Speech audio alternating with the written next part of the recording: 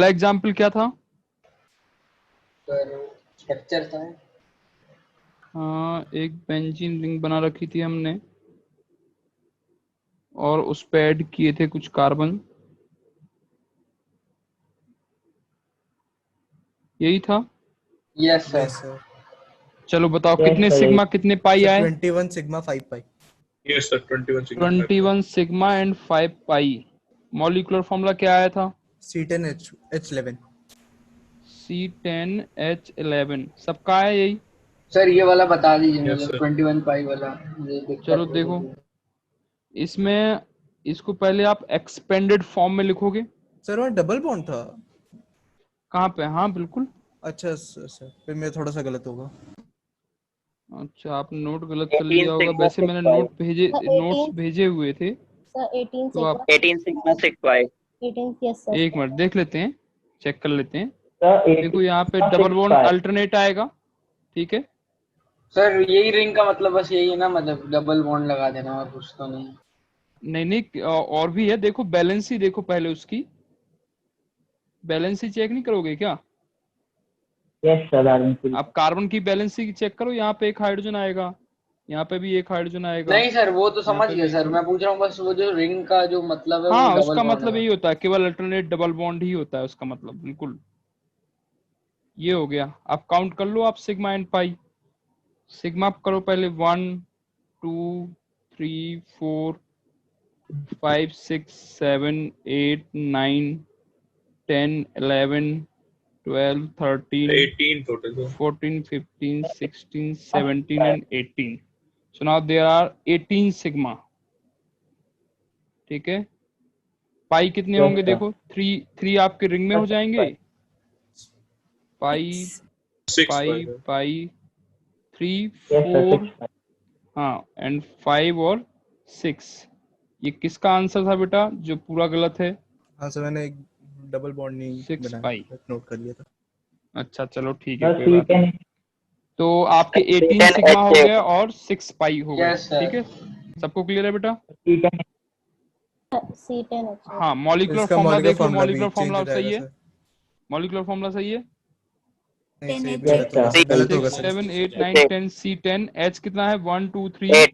4 5 6 8 7 होगा सर। 8 8 आ जाएगा। C10 H8. C10 H8 हो जाएगा। चलो, तो ये आ गया आपका मॉलिक्यूलर फॉर्मूला। तो आपके पास 18 सिग्मा है, 6 पाई है एंड मॉलिक्यूलर फॉर्मूला कितना हो गया आपका? C10H8, ठीक है। बोलो यार। Yes sir. चलो उसके बाद नेक्स्ट Yes, आपका sir. एग्जाम्पल क्या था? साइनेट लगा था, सीएन लगा था। जिसमें हमने ऑक्सीजन जोड़ा रखा था। एक एग्जाम्पल ये भी सर था। ये वाला नहीं था सर इसमें सर। चलिए ठीक है, पहले सर ये इसको कर था लेते हैं, सर, कोई ये दिक्कत ठीक नहीं है है। सर, ये बाद में ठीक है। इसको कर लो, कोई बात नहीं। देखो, तो इसमें क्या आएगा आपके पास? 12 6 सिग्मा कार्बन 3 है। By 12 sigma 3 pi. Carbon carbon carbon, यहाँ पे पाई बॉन्ड था, यहाँ पे भी पाई बॉन्ड था, यहाँ पे ऑक्सीजन जोड़ रखा था।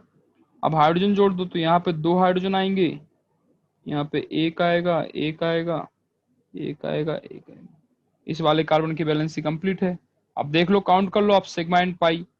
1 2 3 4 5 6 7 8 9 10 11 12 एंड 13। कितने आ रहे हैं sigma? 13 sigma। 13 sigma, sir. 13 sigma, ठीक है। पाई बताओ, 3 पाई pi, कितने होंगे? 3 pi. 3 pi. 3 3 pi. पाई। 3 3 pi। पाई हो जाएंगे। 1 2 and Yes, 3, sir. 3 pi. There are 3 pi. Molecular formula बताओ कितना आएगा? C6H6O. C6H6O। H कितना आएगा? 6 O। 6. 6। Oh, this is the molecular formula. सही है बेटा? yes, sir. चलो नेक्स्ट देखो आप।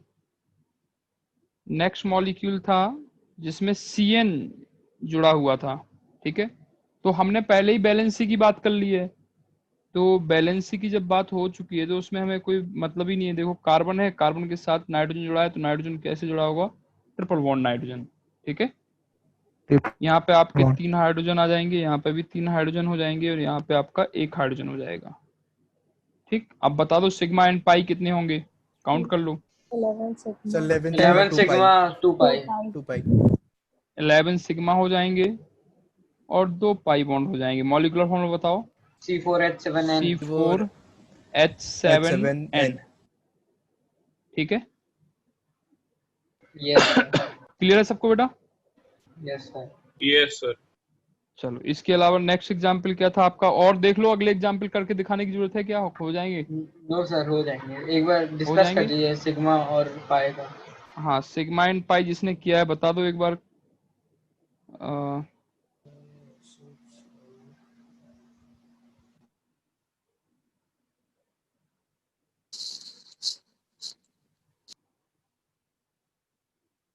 बताइए इसमें कितने सिग्मा कितने पाई हैं? 8 sigma 3 pi. 8 sigma sigma 3 pi. 3 pi. Molecular formula? C4H4O। 3 pi. हाँ, H4OH। C4। Yes sir. बेटा इसमें तो C4 कैसे आएगा? ज्यादा आएगा। सर C5 14 हो। सिग्मा है सर, 14 1 सिग्मा है। कार्बन, 2 सिग्मा है। Carbon, 3 14 carbon. से 3 पाई है। हाँ, देन 14 सिग्मा। 4, 5 और 6 कार्बन आएंगे। Sir 6 carbon sir. Yes sir, हाँ, C6H8O और यस 14 सर, सिग्मा है। C6 हो। तो ये आ जाएगा आपका। अब देख लो इसमें कितने सिग्मा कितने पाई आ रहे हैं? 14 सिग्मा 3 पाई। 10 sigma 3 pi. कितने सिग्मा हैं? 14 सर sigma 14। 3 pi. 14 सिग्मा।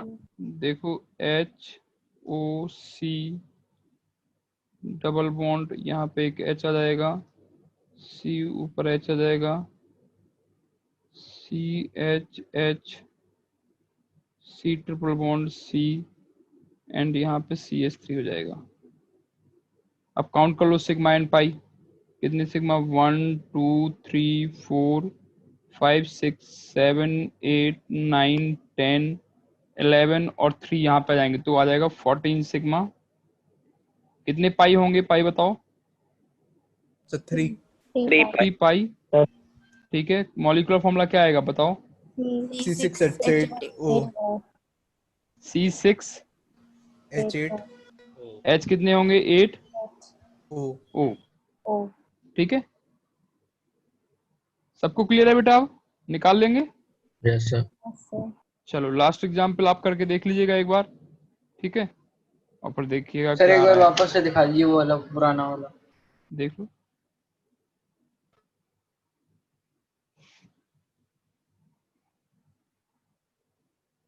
ठीक है सर। हो गया? चलिए, तो हम लोगों ने डिग्री तक पढ़ लिया था I think. Yes. Yes sir. Yes, sir. Next आपका जो टॉपिक है वो है हाइब्रिडाइजेशन। ठीक है, हेडिंग डाल लीजिए, hybridisation of carbon. Carbon atom का हम हाइब्रिडेशन यहाँ पे चेक करेंगे, क्या हाइब्रिडेशन आता है।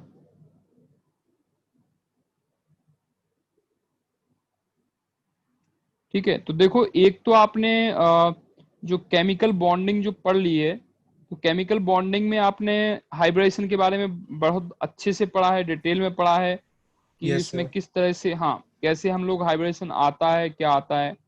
पर जब ऑर्गेनिक में हम पढ़ाते हैं तो हम बहुत सिंपल तरीके से पढ़ाते हैं। हमें यहाँ पे ये नहीं देखना है कि हाइब्रिडाइजेशन आखिर आया कैसे, किसमें कैसे आया, sp2 sp3 जो भी वॉटेवर आपने पढ़ा है कि वो कैसे आ रहा है।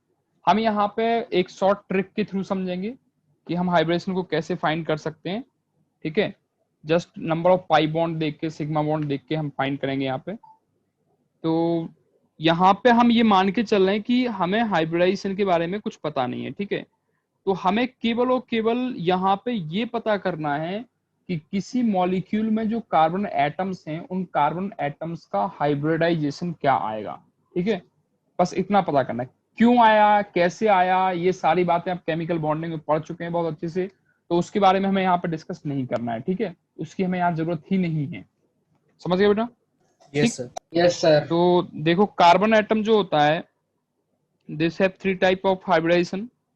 ओके, नोट कर लीजिए, कार्बन हैज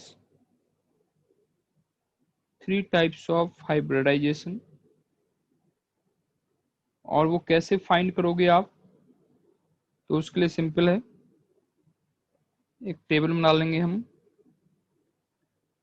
हाइब्रिडाइजेशन है ठीक है। हाइब्रिडेशन क्या क्या हो सकता है? नंबर 1 आपका sp3, नंबर 2 आपका sp2, नंबर 3 आपका sp। अच्छा, इसके अलावा कोई हाइब्रिडेशन पॉसिबल है कार्बन का? No, sir. क्यों? The covalent section. क्योंकि 4 ही बॉन्ड बना सकते। क्योंकि ये मैक्सिमम कितने बॉन्ड बना सकता है? 4। 4 तो हाइब्रिडेशन आपका 4 तक ही हो सकता है। ठीक है, बिल्कुल सही है। ठीक, देखो अब अगर आपका sp3 हाइब्रिडाइजेशन कब आएगा बताओ? कितने सिग्मा होंगे, कितने पाई होंगे? 4 सिग्मा सर 0.5। हाँ, 4 सिग्मा होगा और 0 क्या हो जाएंगे? पाई।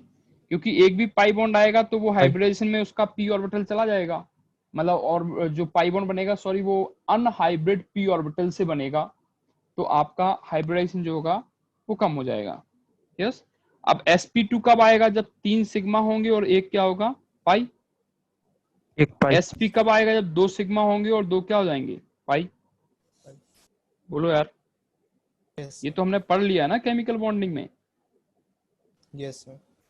ठीक है, जिन्हें समझ में नहीं आया केमिकल बॉन्डिंग का कोई दिक्कत नहीं है, बस आप तो ये याद रखिए कि अगर कोई कार्बन एटम है और उस पर 0 पाई बॉन्ड है, क्या है? 0 पाई बॉन्ड है, तो हाइब्रिडेशन आ जाएगा आपका sp3। अगर कोई कार्बन एटम है और उसके पास 1 पाई बॉन्ड है तो हाइब्रिडेशन sp2 आ जाएगा, और अगर 2 पाई बॉन्ड है तो हाइब्रिडाइजेशन क्या हो जाएगा? sp हो जाएगा। क्लियर है? Yes sir sir. बस यही याद रख लें तो काम हो जाएगा। बस यही याद रखो, इसी से आपका काम हो जाएगा। ऑर्गेनिक केमिस्ट्री में कोई दिक्कत नहीं आएगी आपको। ठीक है सर। चलो एग्जाम्पल देखो, हमारे पास एग्जाम्पल है CH3 CH2 CH double bond CH C triple bond C CH3। Okay, अब आपको क्या करना है? Find the hybridisation of each carbon. आपको हर एक कार्बन का हाइब्रिडेशन फाइंड करना है। ओके, तो देखो कैसे फाइंड करोगे बताओ? पहले का अब पहला sp3, कार्बन पहले का देखो आप, sp3, पहले दूसरे का भी कार्बन पे sp3, एक भी आपका पाई बॉन्ड नहीं है, सारे के सारे सिग्मा हैं, तो इसका हाइब्रिडेशन क्या हो जाएगा बताओ? sp3। sp3 दूसरे कार्बन पे भी वही है, कोई sp3, पाई बॉन्ड नहीं है, सारे sp3। सिग्मा हैं, हाइब्रिडाइजेशन क्या आ जाएगा? sp3। तीसरे कार्बन को देखो जरा, इस sp2, पर एक पाई बॉन्ड है sp2 तो हाइब्रिडाइजेशन क्या आ जाएगा? sp2। चौथे कार्बन पे भी यही है, sp2, इस पे भी एक आपका पाई बॉन्ड है, तो इस पे भी क्या आ जाएगा? Hybridisation sp2। अगला कार्बन देखो, इस sp, कार्बन पे 2 पाई sp बॉन्ड है, नाउ दिस इज sp। इस कार्बन पे भी 2 पाई बॉन्ड है, sp, इसका sp भी क्या हो sp जाएगा आपका? sp। लास्ट वाले last कार्बन का sp3, बताओ, इस पे एक भी पाई बॉन्ड नहीं है, तो sp3, हाइब्रिडेशन क्या हो जाएगा? sp3। ठीक है क्या? sp3 yes sir. सबको क्लियर है? Yes yes, sir. Yes sir. Another example देख लो, एक और देख लो इसी में। जैसे हमारे पास है CH4 मॉलिक्यूल, मेथेन मॉलिक्यूल है, बताओ इसका क्या आएगा हाइब्रिडेशन? sp3, sp3। sp3 आ जाएगा, एक भी पाई बॉन्ड नहीं है। ठीक है, दूसरा अगर हम लेते हैं CH2 डबल बॉन्ड CH2, क्या नाम है इसका? ethene, ethene. इथीन। हाँ, सर इसमें दोनों बताओ का इस कार्बन sp2, का हाइब्रिडेशन क्या आएगा? sp2, sp2, क्योंकि इस कार्बन, दोनों कार्बन के बीच में एक पाई बॉन्ड है ना, तो मतलब इस कार्बन पे भी पाई बॉन्ड है एक, तो sp2। इस पे भी एक पाई बॉन्ड है आपका, तो इसका भी क्या हो जाएगा आपका? sp2 hybridisation. बोलो यार। yes sir, अगर हमारे पास इथाइन मॉलिक्यूल है तो sp इसका होगा क्या आएगा सर, हाइब्रिडेशन? sp। sp। इसका भी क्या आएगा? sp। sp। ठीक है। अच्छा, किसी कार्बन एटम पे 3 पाई बॉन्ड हो सकते हैं? No sir. ये नो सर। पॉसिबल ही नो नहीं है। सर। ठीक है, तो इसका मतलब है कि हाइब्रिडेशन या तो sp3 होगा। sp3 कब होगा? जब 0 पाई बॉन्ड होंगे। sp2 कब होगा? जब 1 पाई बॉन्ड से जुड़ा होगा कार्बन। और sp कब होगा? जब आपका कार्बन के पर 2 पाई बॉन्ड एडेड हों। ठीक है, yes sir, यस सर। तो सबको क्लियर है बेटा हाइब्रिडाइजेशन फाइंड करना? वैसे तो आपने केमिकल बॉन्डिंग में पता कर ही लिया है, आप जानते हैं पहले से, बट यहाँ पे अपन इस तरह से भी फाइंड कर सकते हैं। हम कोई कंसेप्ट नहीं यहाँ पे लगा रहे हैं, जस्ट आप सिग्मा और पाई बॉन्ड काउंट करो, उसके बेसिस पे आप हाइब्रिडेशन क्या कर सकते हो, फाइंड कर सकते हो। ठीक है, बोलो बच्चा। यस सर, ठीक है। Yes, sir. चलिए, गुड। नाउ नेक्स्ट आपका टॉपिक है saturated and unsaturated compound. Saturated and unsaturated compound.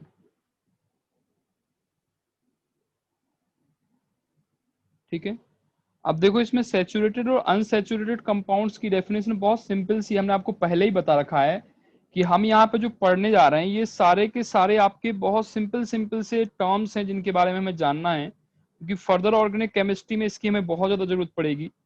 Saturated और अनसैचुरेटेड। अब सैचुरेटेड और अनसैचुरेटेड किन्हें कहते हैं? देखो बेटा, अगर आपको Saturated क्या मिले, alkanes को सैचुरेटेड का मतलब होता है कि मॉलिक्यूल में कार्बन कार्बन सिंगल बॉन्ड होने चाहिए, पाई बॉन्ड नहीं होना चाहिए, मतलब डबल बॉन्ड या ट्रिपल बॉन्ड ना हो। क्या मतलब है इसका?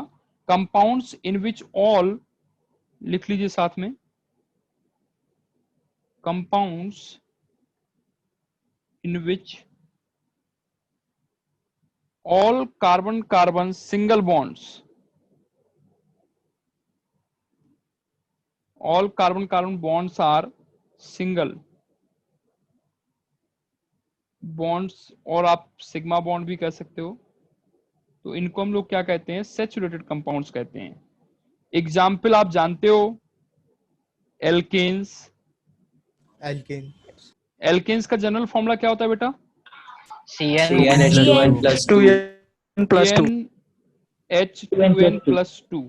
ठीक है, तो सारे के सारे एल्केन आपके किस कैटेगरी में चले जाएंगे? सैचुरेटेड कंपाउंड्स में चले जाएंगे। ठीक है, इसके अलावा अनसैचुरेटेड कंपाउंड्स क्या होते हैं? तो कंपाउंड्स हम कैसे, लिख लीजिए साथ में, कंपाउंड्स इन विच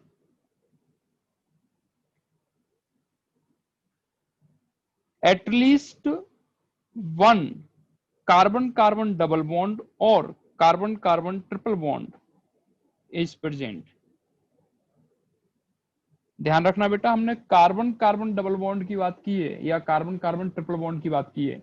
अगर मॉलिक्यूल में कार्बन ऑक्सीजन डबल बॉन्ड है तो क्या हम उसे सैचुरेटेड अनसैचुरेटेड कहेंगे? नो नहीं, सर। No sir. हम केवल और Yes, sir. केवल अनसैचुरेटेड तब कहेंगे जब कार्बन कार्बन डबल बॉन्ड या carbon carbon triple bond molecule के अंदर प्रेजेंट हो, तभी हम उसको कहेंगे। ठीक है, इसमें एग्जाम्पल देखो, एग्जाम्पल है आपका एल्कीन्स। एल्कीन्स का जनरल फॉर्मूला बताओ बेटा। CnH2n CnH2n, alkyne, CnH2n CnH2n-2। अच्छा, ऐसा भी तो हो सकता है कि किसी मॉलिक्यूल में डबल बॉन्ड भी हो और ट्रिपल बॉन्ड भी हो। हाँ बिल्कुल हो सकता है, तो वो किस कैटेगरी में जाएगा? अनसैचुरेटेड में जाएगा। unsaturated भाई अपन ने एग्जाम्पल में तो यही लिखा है ना कि कोई मॉलिक्यूल है जिसमें आपका एटलीस्ट वन क्या होना चाहिए? डबल बॉन्ड या ट्रिपल बॉन्ड होना चाहिए, तो वो आपका अनसैचुरेटेड की कैटेगरी में चला जाएगा। अब आपका चाहे एक हो, दो हो, तीन हो, कितने भी हो, सारे के सारे अनसैचुरेटेड, मिनिमम एक होना चाहिए, कम से कम एक हो, मैक्सिमम कितने भी हो सकते हैं, उससे कोई फर्क नहीं पड़ता। ठीक है ना, तो वो सब के सब आपके किस में चले जाएंगे? अनसैचुरेटेड की कैटेगरी में चले जाएंगे, जहां पे कार्बन कार्बन डबल बॉन्ड या ट्रिपल बॉन्ड प्रेजेंट हो। ठीक, बोलो यार। Yes, sir. Yes, sir. Yes sir. तो आपका इस तरह से सारे के सारे मॉलिक्यूल आ जाएंगे, सैचुरेटेड और अनसैचुरेटेड। नोट कर लीजिए इसको। कर लिया सर। हो गया? 1 मिनट सर। कर लीजिए, कर लीजिए। सर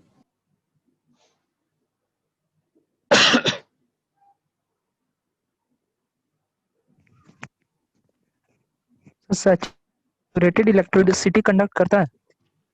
क्या बेटा? सैचुरेटेड में इलेक्ट्रिसिटी कंडक्शन होता है सर। सैचुरेटेड में इलेक्ट्रिसिटी कंडक्ट होती है? नहीं, सैचुरेटेड में नहीं होती है, और जरूरी नहीं है कि अनसैचुरेटेड में भी हो। ठीक है, कोई जरूरी नहीं है, वो Yes, sir. नहीं हो सर। एक फिक्स कंडीशन होती है रेजोनेंस जैसी कंडीशन जब पूरे मॉलिक्यूल में प्रेजेंट होती है, इलेक्ट्रॉन डिलोकलाइज हो सकते हैं, तो पॉसिबिलिटी आती है। Okay okay sir. ठीक है, ओके सर। चलिए हो गया।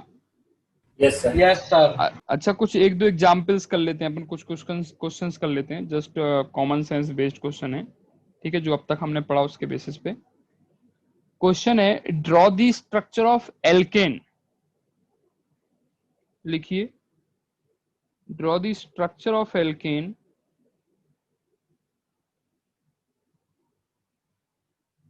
which has 5 carbon atom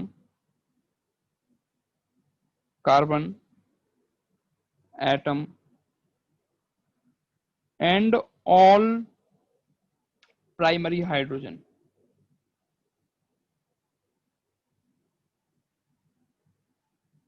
ऐसा मॉलिक्यूल सर, है हो गया सर। जिसमें आपका हो गया सर। 5 कार्बन एटम हैं और उस पे जो हाइड्रोजन जुड़े हैं सबके सब प्राइमरी हैं। क्या होगा बताओ? C5H12। हाँ, C5H12 होगा, ठीक है, C5H12 है, बट मॉलिक्यूल की स्ट्रक्चर क्या आएगी? मतलब सर एक लाइन में सर कार्बन रहेंगे। सर एक लाइन में नहीं होंगे सर। इस सिंगल तरह से बॉन्ड सर। लिखोगे? नहीं सर, ये नहीं है। तो बेटा ये तो बीच वाला 2 डिग्री है, यहाँ पे नहीं सर, हाइड्रोजन ऐसे जुड़ा ही। होगा वो भी 2 डिग्री होगा, तो ये तो गलत हो गया। सर एक मतलब 2 बॉन्ड्स के बाद नीचे कर देंगे। मतलब ये जहाँ फिर सर फिर बीच वाले पे ऊपर नीचे सीसी लगा देंगे। हाँ बिल्कुल सही बेटा, हाँ सर, बिल्कुल यही सर। Very good. ये आ जाएगा आपका, इसका नाम होता है नियोपेंटेन। क्या नाम होता है? नियोपेंटेन। देखो इसमें सारे के सारे आपके हाइड्रोजन जो है वो प्राइमरी है, अगर आप ध्यान से देखें तो सबके सब 1 डिग्री है, ये भी 1 डिग्री है, ये भी 1 डिग्री है, ये भी 1 डिग्री है और ये भी 1 डिग्री है। बीच वाले कार्बन पे हाइड्रोजन है ही नहीं, ठीक है, क्लियर है? Yes sir. Yes sir. Sir अगर लाइन में होता तो सर 2 डिग्री भी हो रहा होगा। हाँ, लाइन में अगर करोगे तो 2 डिग्री आ जाएगा, इसलिए तो लिया नहीं है वो, ठीक है। ये सर स्ट्रक्चर का नेक्स्ट नाम क्वेश्चन क्या है सर देखो, ये वाले? इसको बेटा कॉमन नेम में नियोपेंटेन बोलते हैं।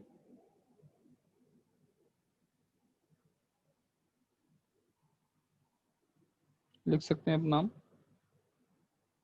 नेक्स्ट क्वेश्चन देखिए, draw the structure of saturated cyclic hydrocarbon. Draw the structure of saturated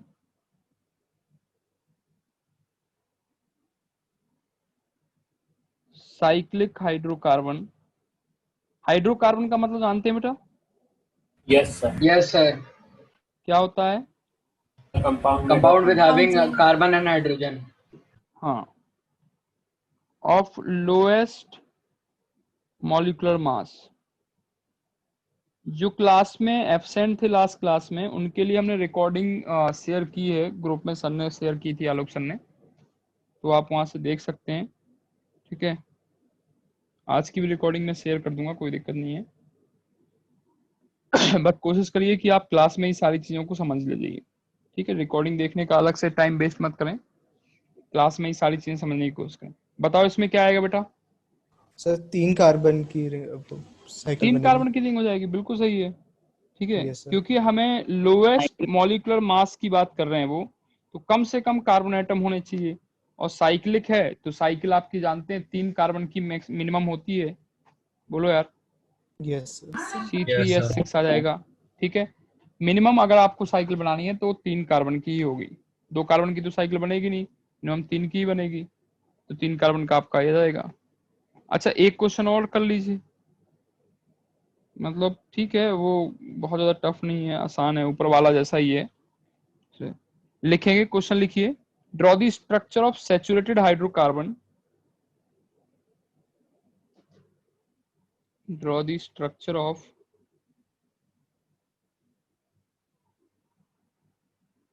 saturated hydrocarbon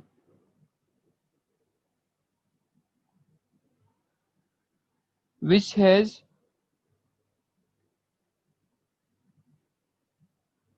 all 1 degree hydrogen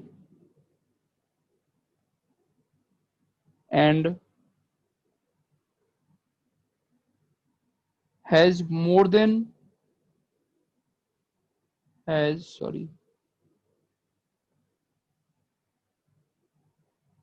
sir ऊपर more सी than थ्री एच सिक्स होगा कि C3H8 होगा? H6 होगा बेटा, सर क्यों? गिन लो, सर बना लो साइक्लोप्रो स्ट्रक्चर, समझ में आ जाएगा। सर लेकिन सैचुरेटेड में तो टू टू एन एक्स्ट्रा अरे नालायक, स्ट्रक्चर बना के देखो एक्सपेंडेड वाला, समझ में आ जाएगा। Has more than 5 carbon atom, 5 but less than 10 carbon atom. बोलो क्या आएगा?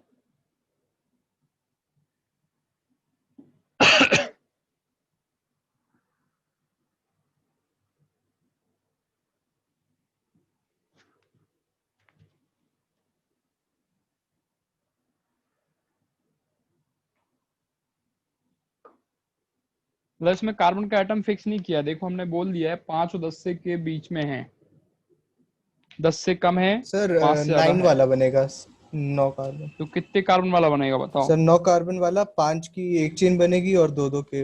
अरे अभी आपने जो किया था हाँ सर वही। 5 कार्बन एटम में, हाँ सर वही। वही कर दीजिए, उसी को एक्सपेंड कर दीजिए। अगले यस सर। कार्बन पे भी आप कितने लगा दीजिए, 3 CH3 लगा दीजिए, लीजिए बन गए।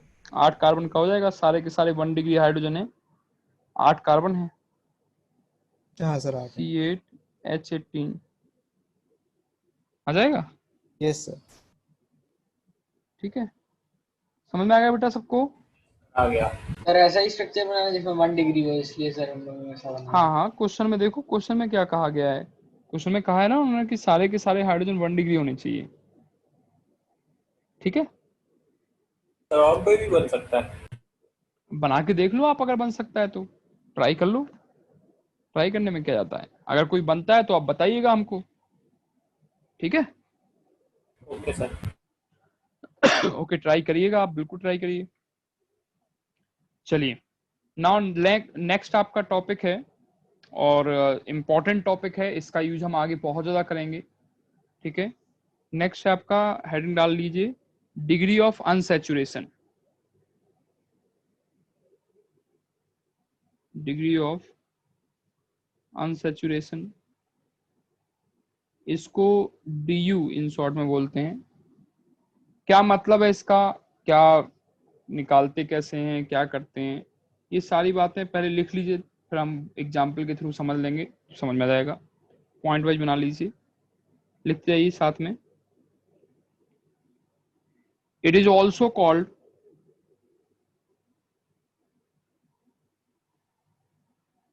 Hydrogen deficiency index. Hydrogen deficiency index, HDI। Okay, दूसरा नाम है इसका, कुछ नहीं है, और भी इसका नाम है, और हाइड्रोजन डेफिशिएंसी इंडेक्स भी बोलते हैं, और इसको डबल बॉन्ड इक्विवेलेंट भी कहते हैं। क्या मतलब है इसका, मतलब समझ में आएगा जब आप एग्जाम्पल देखोगे। ठीक है, double bond equivalent, double bond equivalent, DBE। Okay, इसका यूज कहाँ होता है? It is use to find out, it is used to find out pi bond and rings. It is used to find out the total number of pi bonds and number of rings in given molecule, in given molecules. Okay, इसके अलावा इसका note कर लिया बेटा, ये yes sir. Yes sir. Sir एक एक minute second कर बस ऊपर दीजिए। कर दीजिए। देख लो। इसका यूज हम करते हैं स्ट्रक्चर्स को डिटरमाइन करने में, मतलब किसी मॉलिक्यूल की स्ट्रक्चर को डिटरमाइन करने के लिए इसका यूज करते हैं। कैसे करते हैं? इसी चैप्टर का अगला जो पार्ट है स्ट्रक्चरल आइसोमरिज्म, उसमें हम लोग देखेंगे डीयू का यूज। ठीक है, तो हमें पता चल जाएगा। It helps us to determine the structure of molecule, मतलब मॉलिक्यूल की स्ट्रक्चर को फाइंड करने के लिए ये यूज होता है स्ट्रक्चर ऑफ मॉलिक्यूल। ठीक है, कैसे होता है, क्या करते हैं, अभी हम बात करेंगे इसके बारे में, सारे पॉइंट्स के बारे में बात करेंगे। ओके, अब ये लास्ट जो पॉइंट है ये डेफिनेशन पॉइंट के बेसिस पे बात करते हैं, मतलब डेफिनेशन कह सकते हो आप इस तरह से। देखो क्या है definition. deficiency of two hydrogen atoms, hydrogen atoms, ध्यान रखना हाइड्रोजन एटम्स की बात हो गई, विथ रिस्पेक्ट टू, किसके रिस्पेक्ट में,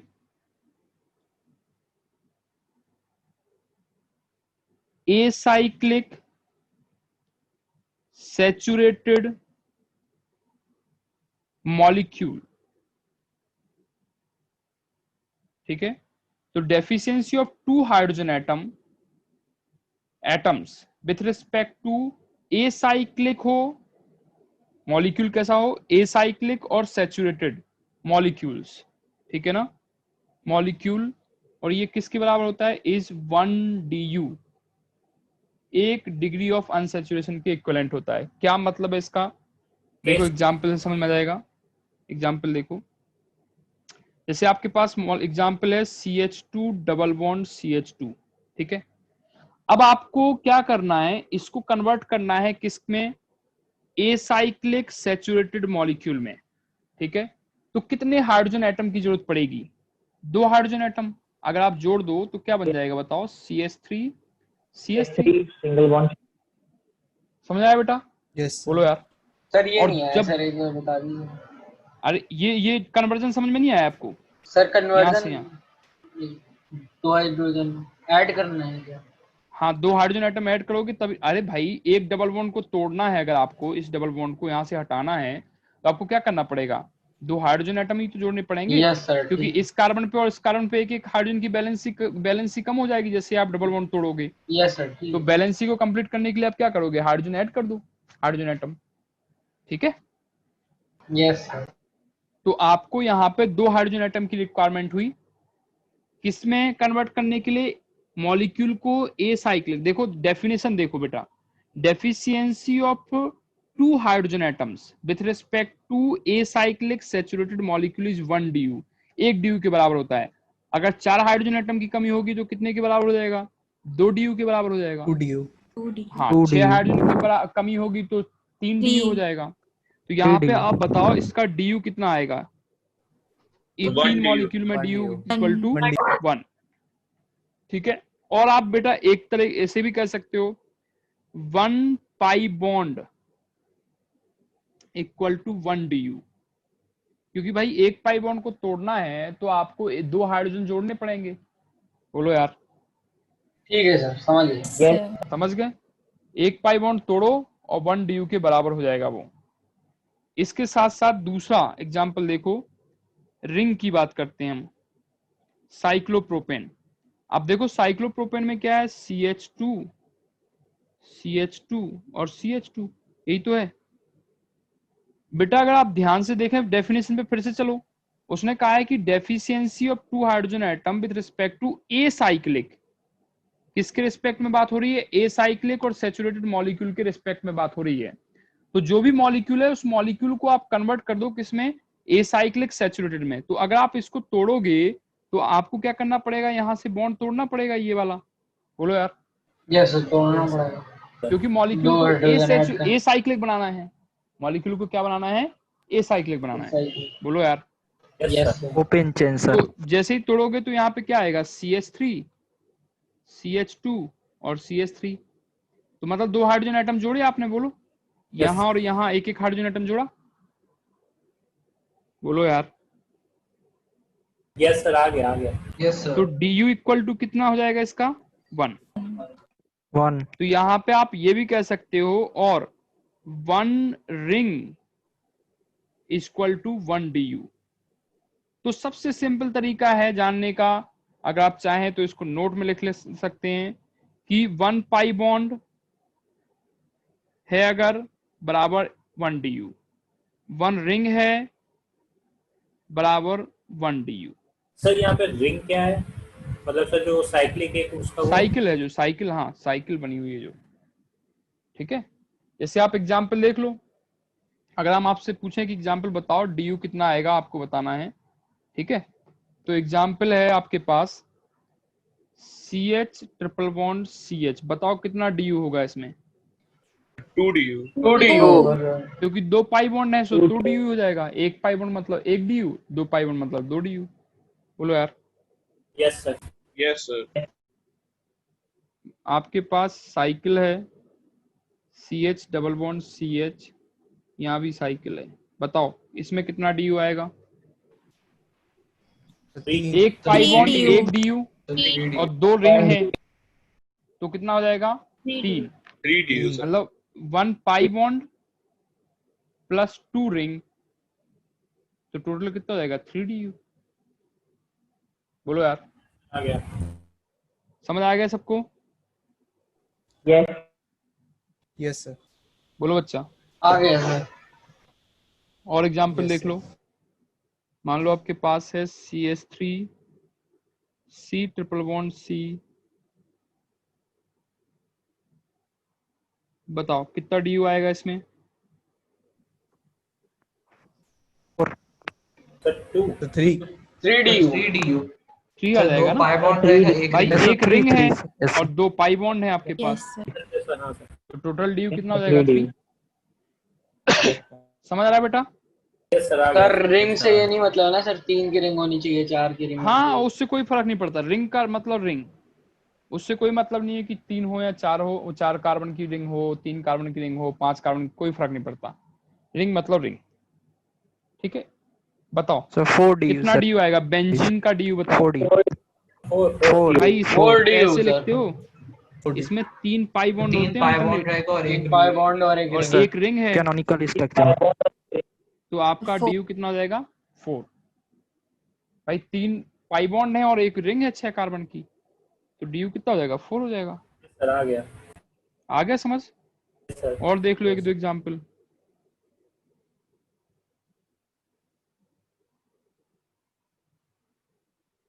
इसमें बताओ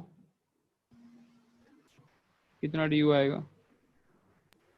सर 7। 7 कितना आ जाएगा 7 7 7 7 नहीं होगा 7 सर, du। 6 होगा शायद, क्योंकि सर एक ही अगर 6 होगा du। यस सर, 6 होगा।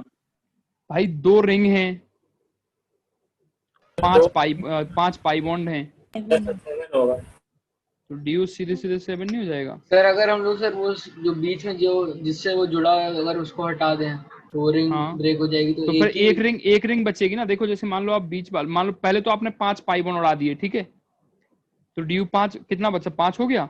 अब आप अगर बीच का बॉन्ड उड़ाओगे, ये वाला बॉन्ड इस वाले बॉन्ड को अगर गायब करोगे, ये वाले बॉन्ड की बात करो ना, ये वाले यस बॉन्ड, सर।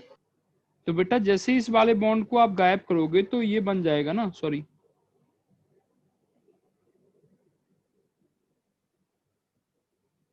इस तरह से बन जाएगा। अच्छा तो सर अभी भी तब तो भी एक होगा, रिंग है ना, हाँ हाँ ठीक अभी है, भी तो एक समझ रिंग बच रही है ना, तो यस आपको एक समझ रिंग और तोड़नी पड़ेगी, तो टोटल कितने हो जाएंगे 7 हो जाएगा। बोलो समझ आ गया। Yes sir. यस आ गया सर। ठीक है, गुड।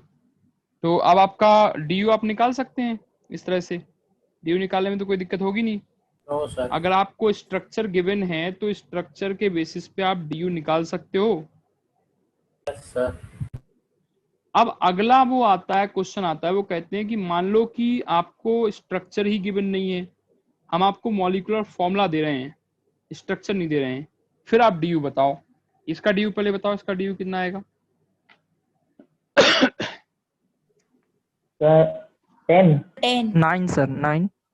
क्यों 9 क्यों? 10 तीन DU रिंग है सीधे सीधे दिख Nine? रही हैं। सर 10 9 आएगा। 7 पाई बॉन्ड दिख रहे हैं 10 तो सर। 10 हो जाएगा डी यू सीधा सीधा। ठीक है, डीयू का यूज कहाँ होता है सर?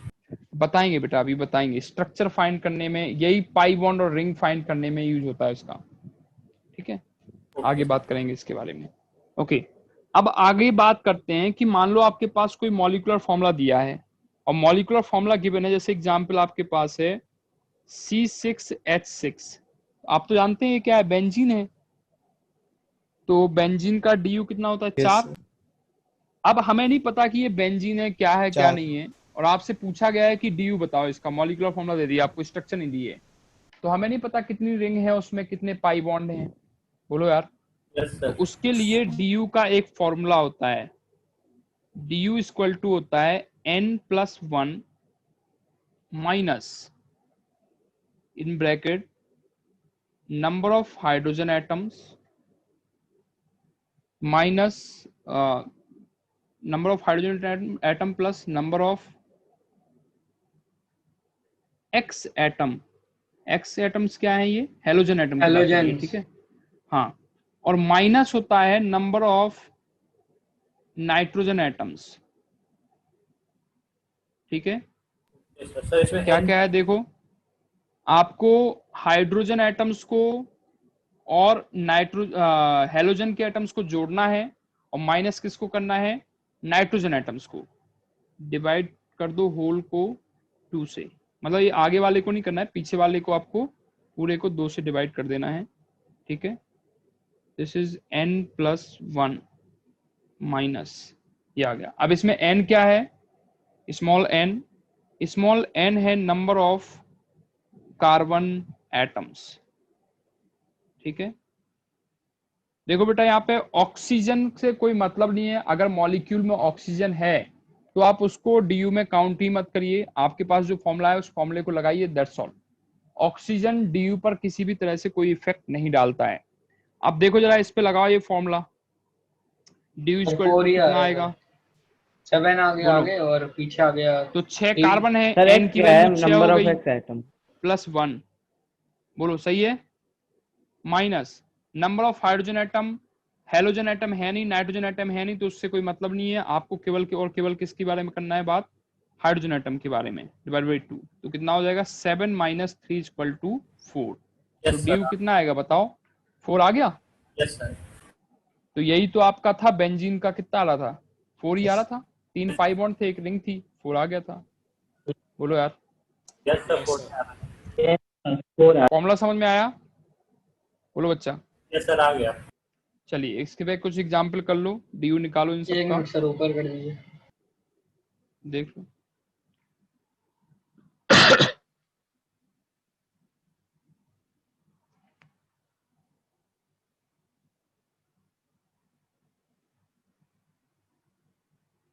ठीक है सर, हो गया। हो गया, हाँ। चलिए कुछ एग्जाम्पल देख लो इसमें। आप DU निकालो, C2H4 का निकालो, C6Cl6F6 का निकालो, C5H5N का निकालो,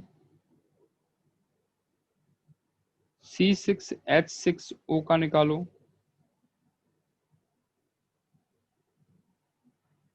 C6H5Cl का निकालो, C9H12N2 का निकालो। करते जाओ इनको, फटाफट करते जाओ। C5H11OCl का काउंट करो। बताइए इनको एग्जाम्पल, फटाफट इनका DU निकालिए। 2 मिनट का टाइम ले लीजिए पहले पहले। का 1, दूसरे ठीक है, का 1। तीसरे का 2 मिनट का 3। टाइम ले लीजिए आप।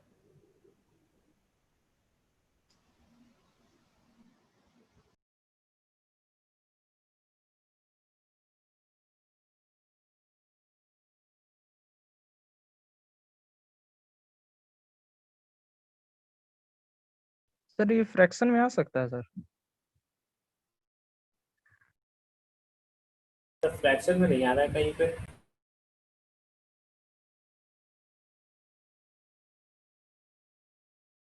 फिफ्थ वाला आ रहा है फ्रैक्शन में। नो सर, नहीं सर, फिफ्थ वाला नहीं आ रहा। 4 आ रहा है ना फिर। फोर्थ 4 आ आ रहा रहा है, है। 4 आ रहा है। 4 आ रहा है। दूसरे का 1 कैसा है?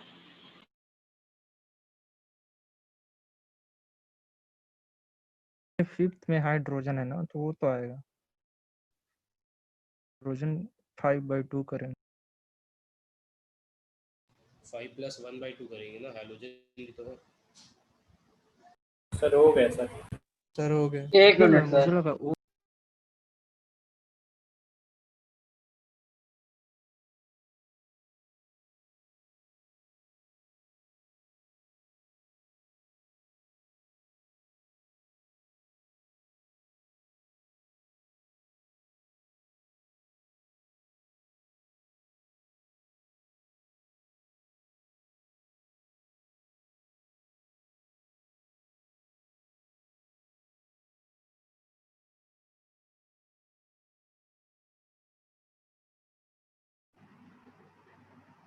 हाँ बताइए, हो गया?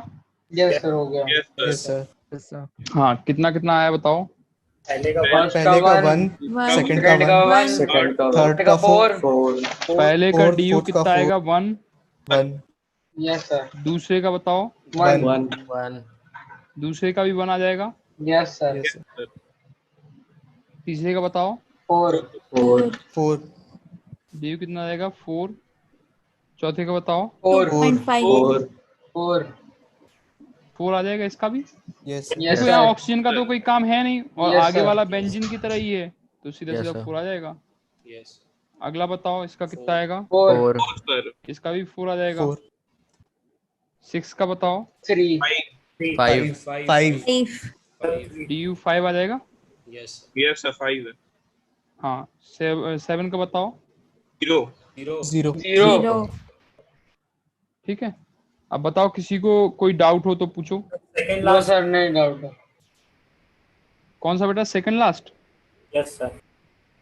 सीधा सीधा फॉर्मूला लगा दो, फॉर्मूले में लगाने में क्या, देखो C9 है, 9 + 1 माइनस में क्या लिखोगे? हाइड्रोजन कितना है? 12, और नाइट्रोजन -2, माइनस में करोगे 2, डिवाइड कर दोगे 2 से। Yes sir. 10 माइनस कितना आ जाएगा? 5। प्लस कर दिया मैंने। 5 आ जाएगा।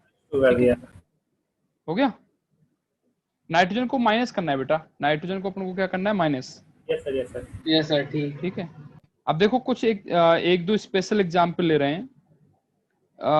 क्यूबेन। क्यूबेन क्या होता है देखो, दिस इज क्यूबेन।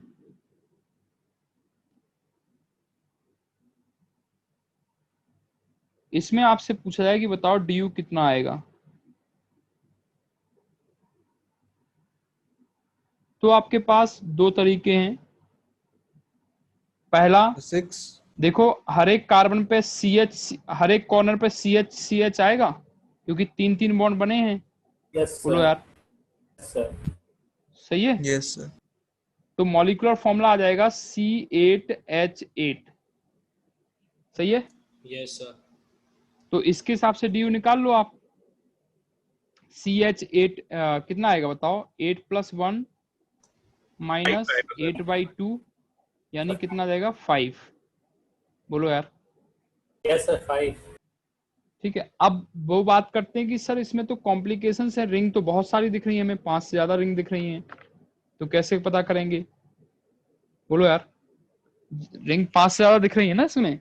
यस सर, तो हमें क्या करना है ना, देखो आप क्यूबेन को बनाओ पहले। आपकी जो डेफिनेशन थी, डेफिनेशन पे जाओ आप। क्या थी डेफिनेशन बताओ? Pi bond. आपको मॉलिक्यूल को Deficiency of hydrogen. Acyclic, deficiency of 2 hydrogen acyclic atom. Saturated से मतलब है कि मॉलिक्यूल क्या हो? एसाइक्लिक हो और सैचुरेटेड हो। तो अब आपको मॉलिक्यूल को एक बॉन्ड तोड़ोगे तो 2 हाइड्रोजन जोड़ोगे। ठीक है, देखो इस मॉलिक्यूल को जरा तोड़ो, हमने एक बॉन्ड गायब किया, डी यू कितना हुआ? 1। बोलो यार। Yes sir. Yes sir. Yes sir, दूसरा बॉन्ड गायब किया, कितना डी यू हुआ? 2। 2, तीसरा बॉन्ड गायब किया, कितना डी यू हुआ? 3। 3, 3। इसके बाद कौन सा करोगे?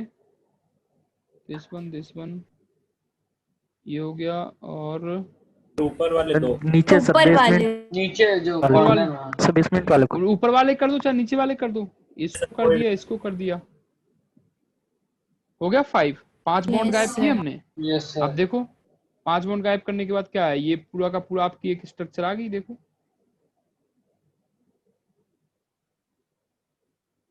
ये आ Yes. गया। आगे ठीक है, तो ये आपका क्या ओपन चेन है, मतलब एसाइक्लिक है और सैचुरेटेड है, तो उसमें आपने कितने बॉन्ड गायब किए हैं, 5, मतलब 5 बॉन्ड गायब किए हैं। हर एक बॉन्ड गायब करने पे 2 हाइड्रोजन आप जोड़ोगे तो डी कितना हो जाएगा 5।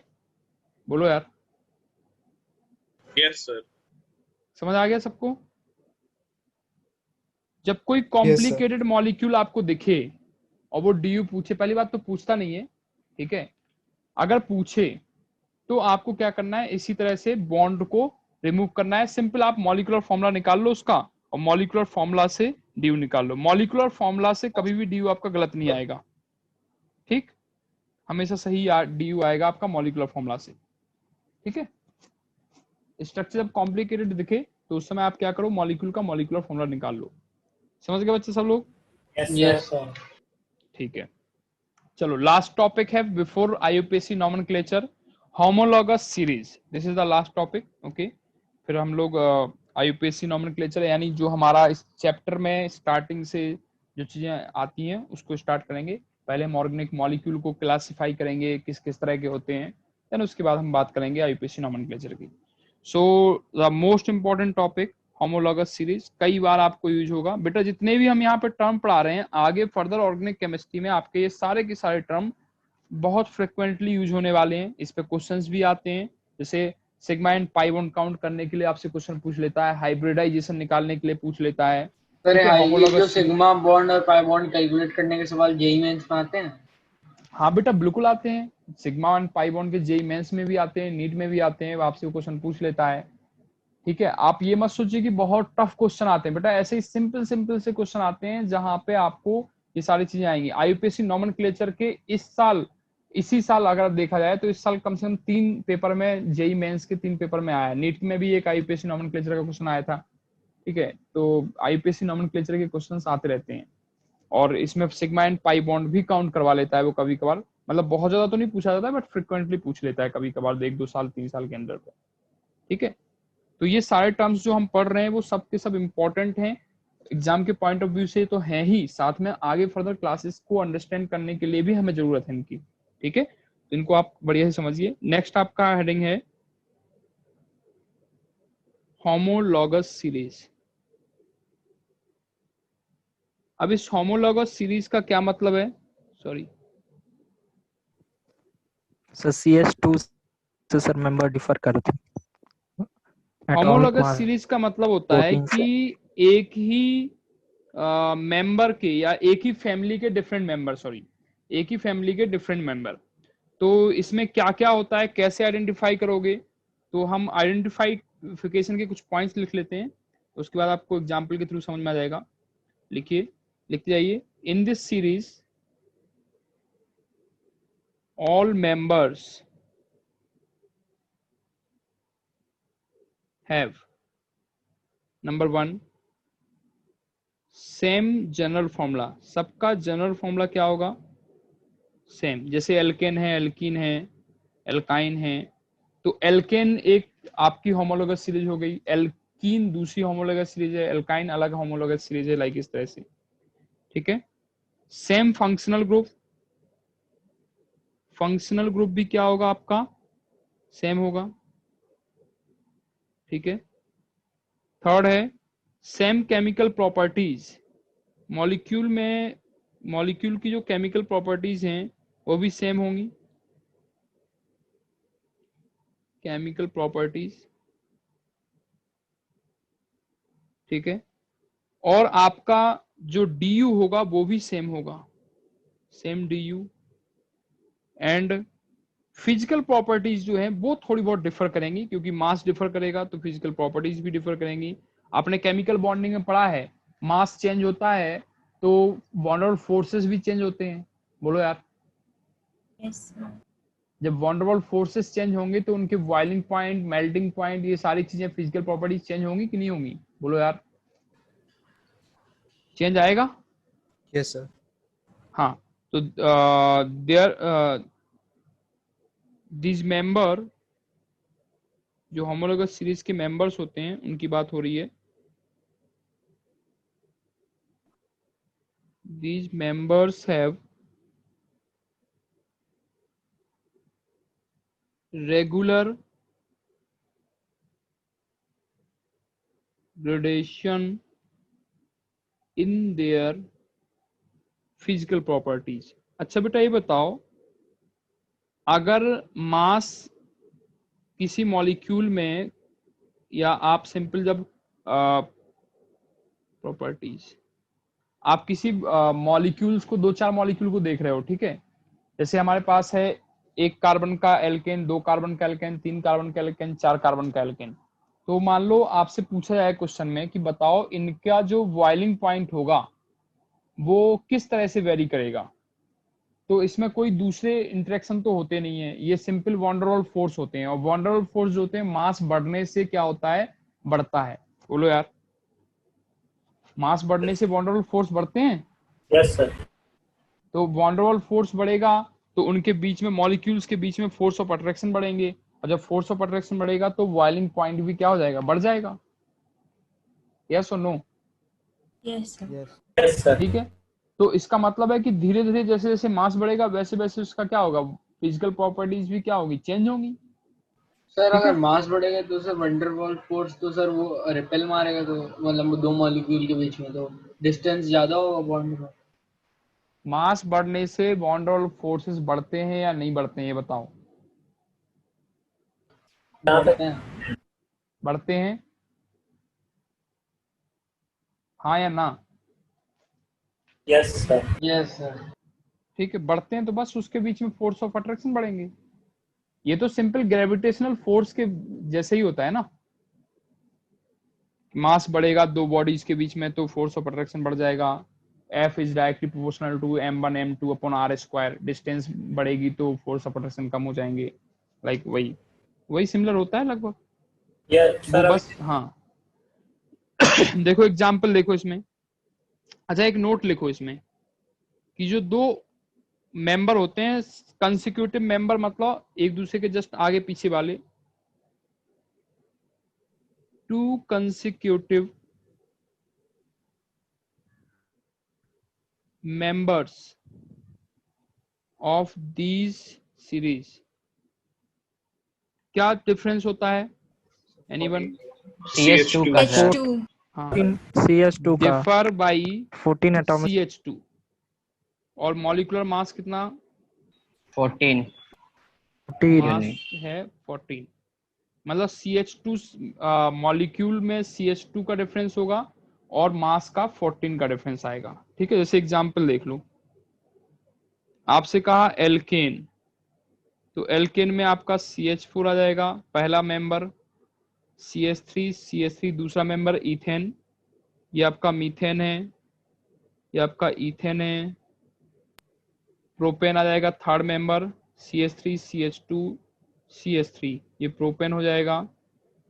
ऐसे ही ब्यूटेन, 4 कार्बन की एल्केन, 5 कार्बन की एल्केन, इस तरह से। हाँ, तो देखो आप पहले मीथेन से इथेन में गए, तो मीथेन CH4 है, इथेन क्या है, C2H6। तो इसमें कितने का डिफरेंस आया भाई, CH2 का ही तो CH2 डिफरेंस आया, यहाँ से यहाँ CH2 का ही तो डिफरेंस आया, बोलो। Yes sir. ठीक है, तो CH2 का डिफरेंस है। अगले मेंबर को देखो, तो बीच में CH2 बढ़ गया, CH3 बाहर तो सेम था ही, बाहर CH3 था ही, बीच में CH2 बढ़ गया। देखो यहाँ से यहाँ जाने में CH2 का फिर डिफरेंस आया। तो हर कंसेक्यूटिव मेंबर जो होते हैं उनके बीच में आपका क्या आता है, डिफरेंस आता है CH2 का। ठीक है, ऐसे ही देखो एल्कीन का एग्जांपल देख लो। अच्छा, एल्कीन का पहला मेंबर क्या होगा बताओ, इथीन इथीन। फर्स्ट मेंबर क्या होगा CH2 इथेन। भाई? पहला मेंबर 2 कार्बन का होगा कम से कम भाई, डबल बॉन्ड बनाना है तो 2 कार्बन के बीच में ही तो बनेगा डबल बॉन्ड। तो एल्कीन का Yes, पहला sir. जो मेंबर होगा, फर्स्ट मेंबर जो होगा वो 2 कार्बन का होगा। एल्केन का तो 1 कार्बन का होता है, लेकिन एल्कीन और एल्काइंस के जो कार्बन मेंबर होते हैं वो आपका मिनिमम पहला जो है वो 2 कार्बन का होता है, दूसरा जो होगा वो 3 कार्बन का होगा, फिर इसी तरह से बढ़ाते जाओ, CH2 CH3 CH2 double bond CH2, इस तरह से थर्ड मेंबर, फोर्थ मेंबर। बोलो यार, यस समझ आ रहा सर। है सबको? Yes sir. ठीक है, तो होमोलोगस सीरीज तो हमें समझ में आ गई, Yes, sir. कोई दिक्कत नहीं इसमें। No sir. ओके, नोट कर लीजिए फटाफट। हो गया। हो गया सर. कर लियो सर। 1 मिनट सर हो जाइए। कर लीजिए, कोई दिक्कत नहीं।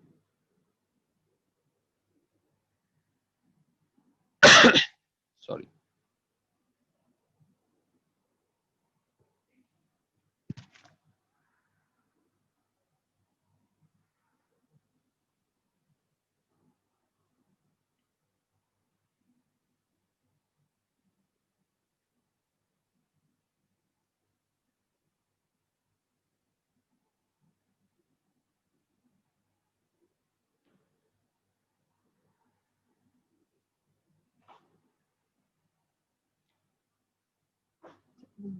ठीक है सर, कॉपी कर लीजिए। हो गया, चलिए। नाउ नेक्स्ट आपका टॉपिक है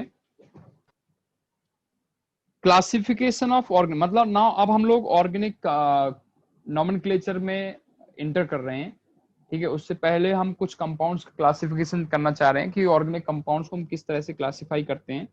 अलग अलग लोग अलग अलग तरीके से करते हैं, ठीक है। तो अपन पूरा जनरल क्लासिफिकेशन कर लेते हैं कि पूरे के पूरे ऑर्गेनिक कंपाउंड्स को किस तरह से क्लासिफाई करते हैं। सो आप हेडिंग डाल लीजिए, classification of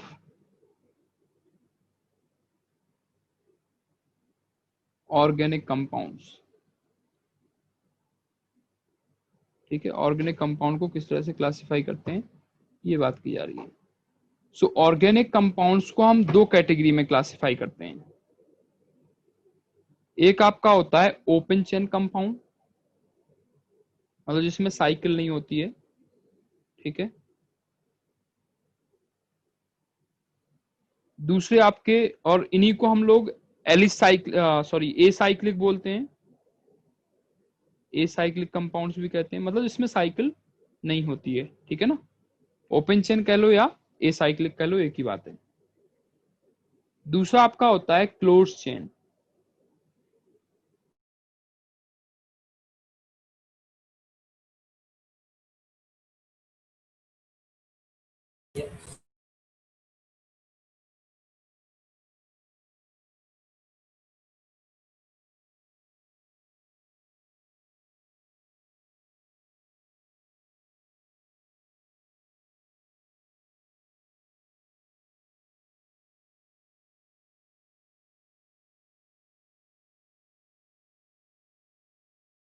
hello.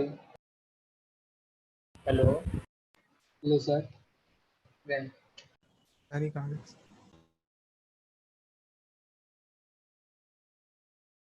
Homologous series में CH2 का डिफरेंस होता है ना? हाँ भाई। हाँ।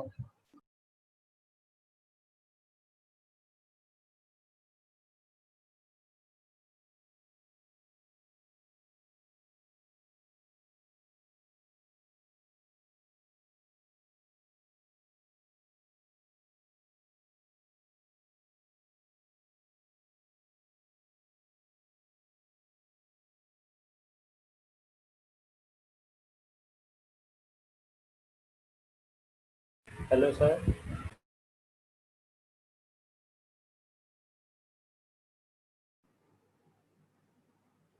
आवाज आ रही है बेटा? यस सर, आवाज Yes, sir. Yes, sir. Sir.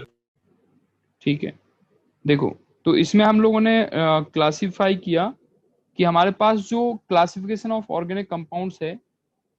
Okay, एक minute.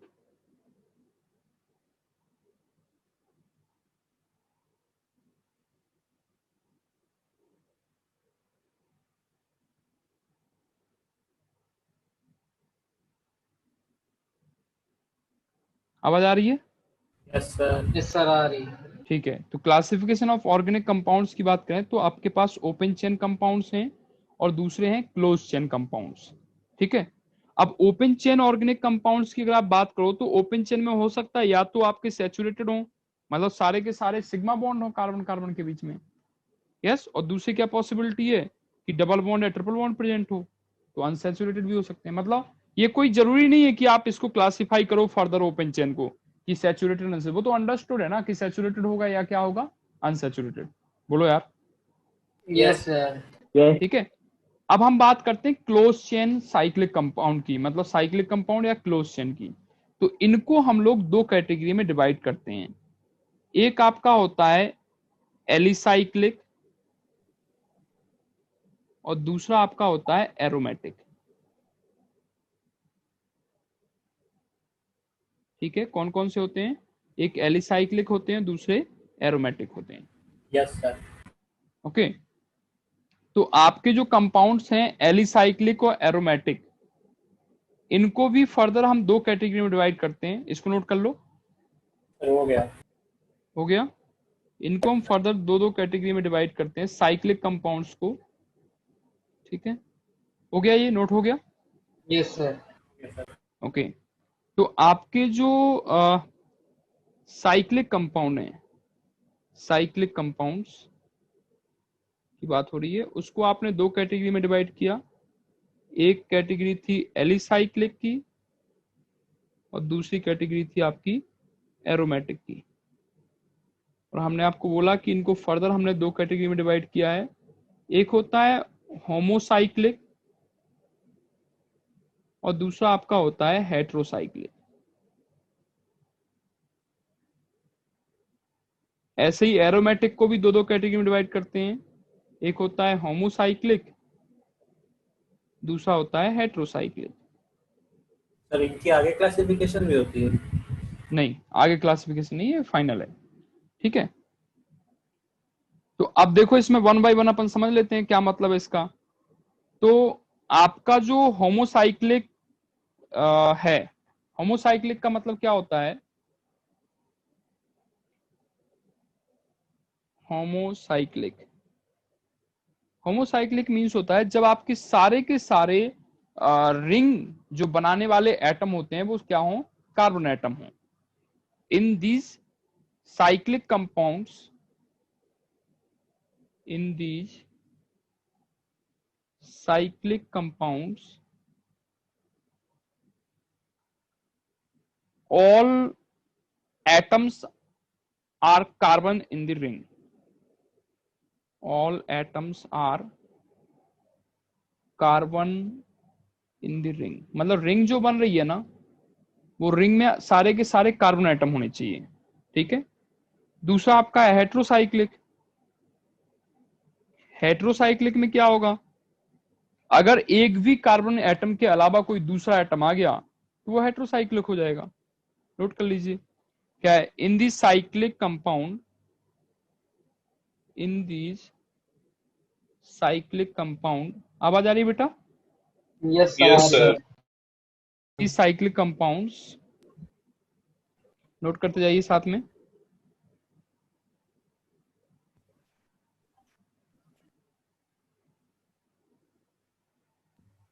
along with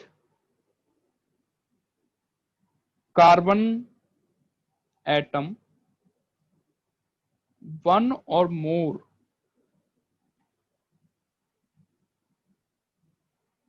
other atoms are also present, मतलब दूसरे एटम भी प्रेजेंट हो सकते हैं। जैसे एग्जांपल देखो, इसमें एग्जांपल है होमोसाइक्लिक। देखो, 3 कार्बन की साइकिल बनाई आपने। यस तीनों के तीनों क्या है? कार्बन एटम है सब में। 4 कार्बन की Yes. साइकिल बनाई, चारों Yes, के चारों sir. आपके क्या है? Carbon carbon atom. एटम। तो दिस इज होमोसाइक्लिक। ठीक है, हेट्रोसाइक्लिक में क्या होगा? जैसे मान लो हमने 4 एटम की साइकिल बनाई, उसमें एक लगा दिया ऑक्सीजन कार्बन की जगह, तो ये क्या हो गया? हेट्रोसाइक्लिक। समझ आ रहा है बेटा? Yes sir. ठीक है, हमने 5 एटम की रिंग बनाई, उसमें एक क्या लगा दिया? नाइट्रोजन एटम, एक कार्बन की जगह, तो ये क्या हो गया? हेट्रोसाइक्लिक। सर एलिसाइक्लिक और एरोमेटिक में सर डिफरेंस बता दिए। हाँ बता रहे हैं बेटा, पहले ये समझ में आ गया कि नहीं आ गया? बोलो। यस सर आ गया। ठीक है, तो होमोसाइक्लिक का मतलब क्या हुआ बेटा, बताओ? कार्बन एटम्स प्रेजेंट हो सब रिंग जगह। में सारे के सारे कार्बन एटम ही हों। हेट्रोसाइक्लिक का क्या मतलब हुआ? कोई एक दूसरा एटम भी लग जाए रिंग एक में। या एक से ज्यादा भी आ सकते हैं, जरूरी नहीं है कि एक ही आए, एक से ज्यादा भी हो सकते हैं। ठीक है, जैसे मान लो आपके पास ये है, सर लेकिन फिर मतलब एक एटलीस्ट कार्बन एटम भी होना चाहिए ना, अगर मतलब सारे हाँ अगर हाँ, एक कम से कम कार्बन एटम है और दूसरा अदर एटम हो। ठीक है, तो ये सब के सब आपके हेटेरोसाइक्लिक में चले जाएंगे। सर जो अदर आइटम है सर वो साइकिल में आए कि सर बाहर भी हो सकता है? नहीं नहीं नहीं, साइकिल में आने चाहिए, साइकिल में ही आने चाहिए, तभी माने जाएंगे। ओके। ठीक है, साइकिल के बाहर नहीं माने जाएंगे, साइकिल में, साइकिल के जो कार्बन आइटम है उनकी जगह पे कोई दूसरा आइटम हो, तभी हम कहेंगे। Okay sir. ठीक है, अब देखो एरोमेटिक कंपाउंड्स क्या होते हैं, एक समझ लो, दूसरा अपने आप समझ में आ जाएगा। देखो बेटा, एरोमेटिक कंपाउंड्स को समझने के लिए हम आपको टोटल 2 से 3 लेक्चर पढ़ाएंगे कि क्या होते हैं एरोमेटिक कंपाउंड्स, कैसे आप आइडेंटिफाई करते हो। पर यहां पर हमें अभी डिटेल में नहीं पढ़ना है, मतलब अभी हमें एरोमेटिक कंपाउंड्स के बारे में डिटेल में नहीं पढ़ना है, लेकिन हम आगे जब फर्दर चैप्टर पढ़ेंगे ऑर्गेनिक केमिस्ट्री के, ठीक है, इसके बाद अगला चैप्टर ही होगा स्ट्रक्चर आइडेंटिफिकेशन, वहां पे ही हम देखेंगे कि एरोमेटिक कंपाउंड्स आखिर क्या होते हैं, कैसे होते हैं। ठीक है, तो आगे फर्दर चैप्टर्स में हम एरोमेटिक कंपाउंड्स को डिफाइन करेंगे प्रॉपर तरीके से कि क्या होते हैं, क्यों होते हैं, कैसे होते हैं। ठीक है, यहां पर काम चलाने के लिए हम ये मान लेते हैं कि अगर कोई कंपाउंड बेंजीन रिंग रखता है, कम से कम एक बेंजीन रिंग उसमें प्रेजेंट हो या बेंजीन रिंग जैसी स्ट्रक्चर प्रेजेंट है, तो वो एरोमेटिक कंपाउंड कहलाएगा। क्या बोला मैंने? सर ऐसा कोई भी, हाँ, कोई भी कंपाउंड जिसमें एक बेंजीन रिंग प्रेजेंट हो। Least one हाँ, bond. अभी काम चलाने के लिए है बेटा ये definition, this is not a perfect definition. हम आगे फर्दर चैप्टर्स में इसकी बात करेंगे, हमने आपको पहले ही बोल रखा है कि हम 2 से 3 लेक्चर में पूरे कंपाउंड्स को डिफाइन करेंगे कि क्या होते हैं ऑर्गेनिक कंपाउंड, कैसे हम उन्हें आइडेंटिफाई करते हैं, सारी बातें हम वहां पे करेंगे। ठीक है, यहाँ पे काम चलाने भर के लिए कि चलो अभी हम थोड़ा सा समझ जाएं कि हाँ ठीक है ये क्या मतलब है इसका। ठीक, सो आप लिख लीजिए इसमें these compounds or these are the compounds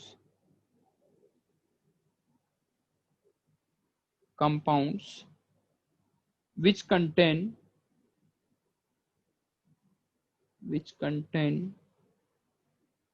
at least one benzene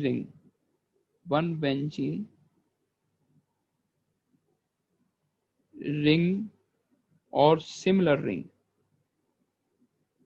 ठीक है, बेंजीन रिंग हो कम से कम एक या उसकी तरह रिंग हो। जैसे एग्जांपल देखो, अगर आपसे कहें कि जो आपके एरोमेटिक कंपाउंड हैं वो होमो एरोमेटिक कंपाउंड क्या कहलाएंगे, तो होमो में आपका बेंजीन रिंग आ जाएगी, ये होमो हो जाएगा क्योंकि सारे के सारे कार्बन क्या है आपके, बताओ? जैसे सारे कार्बन है और एक कार्बन है, बेंजीन साइकिल। है। ठीक है, हाँ, सारे बेंजीन कार्बन रिंग है है। और एक बेंजीन देखो रिंग। हमने 2 बेंजीन रिंग एक साथ बना दी, ये भी आपका नेप्थलीन। क्या होगा, ये भी होगा। ठीक है, हाँ, नेप्थलीन मॉलिक्यूल है। अब हेट्रो में क्या आएगा, आपने एक कार्बन की जगह क्या लगा दिया, नाइट्रोजन ऑक्सीजन, ऐड कर दिया, नाइट्रोजन, कुछ भी ऐड कर सकते हो इस तरह से। ठीक है, तो ये हेट्रो एरोमेटिक कंपाउंड्स हैं, एरोमेटिक कंपाउंड का हेट्रो वाला पार्ट है। बोलो यार, यस सर। समझ आ गया Yes. सबको? Yes sir. तो एरोमेटिक कंपाउंड्स वो होते हैं जिनमें कम से कम एक बेंजीन रिंग या उसकी तरह सिमिलर रिंग प्रेजेंट होती है। उसके अलावा जो साइक्लिक कंपाउंड होंगे वो क्या कहलाएंगे, एलिसाइक्लिक कंपाउंड कहलाएंगे। भाई एरोमेटिक के अलावा जो बचे कंपाउंड वो क्या कहलाएंगे, एलिसाइक्लिक कहलाएंगे। Yes sir. ठीक है, तो ये हैं सारे के सारे साइक्लिक कंपाउंड।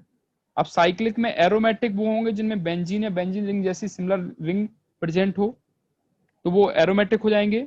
इसके अलावा बचे हुए क्या हो जाएंगे आपके, एलिसाइक्लिक हो जाएंगे। बोलो यार। Yes sir. यस ठीक है, सर। चलो, इसके अलावा आपका एक और क्लासिफिकेशन होता है, उस क्लासिफिकेशन में क्या आता है, क्लासिफिकेशन 2 टाइप के कंपाउंड होते हैं केवल, एक होते हैं आपके एलिफेटिक, ठीक है, दूसरे होते हैं आपके एरोमेटिक। ये आपका मतलब कोई स्पेसिफिक क्लासिफिकेशन नहीं है, जस्ट नोट डाल के कर लेंगे ताकि आपको समझ में आएगा। एलिफेटिक में आपके आते हैं ओपन चेन, और एलिसाइक्लिक, और एरोमेटिक में तो एरोमेटिक आते ही हैं। तो एक ये भी क्लासिफिकेशन है, मतलब हम पूरे के पूरे कंपाउंड्स को दो कैटेगरी में डिवाइड करते हैं, एक होते हैं एलिफेटिक, दूसरे होते हैं एरोमेटिक। देखो जरा ध्यान से देखो, अगर हम इसी ऊपर वाले क्लासिफिकेशन को यहाँ पे लेके आए तो आपको समझ में आ जाएगा। देखो कि ये वाला जो आपका क्लासिफिकेशन है, इसमें आपका ओपन चेन एलिफेटिक की कैटेगरी में आता है और एलिसाइक्लिक भी एलिफेटिक की कैटेगरी में आता है, केवल एरोमेटिक अलग हो जाता है। समझ रहे हैं? मतलब पूरे ऑर्गेनिक कंपाउंड्स को आप दो कैटेगरी में डिवाइड कर सकते हो, एक एलिफेटिक एक एरोमेटिक। एरोमेटिक और बचा हुआ सारा का सारा क्या हो जाएगा आपका एलिफेटिक। एलिफेटिक। ठीक है, एलिफेटिक की कोई डेफिनेशन देनी है तो सर क्या कहेंगे? नहीं कोई डेफिनेशन नहीं, एरोमेटिक के अलावा जो कंपाउंड्स होते हैं वो सारे के सारे एलिफेटिक कहलाते हैं। सर तो हम लोग याद क्या रखें, ये वाला एलिफेटिक पहला वाला याद रखना है आपको, ये वाला। ठीक है सर। ठीक है, इसको ठीक। याद रखना है। दूसरा नोट है, जस्ट आप याद रखिए, बाद में कभी काम आएगा तो बात कर लेंगे अपन उसके बारे में। ठीक है, यस सर। समझ आ गया बच्चा?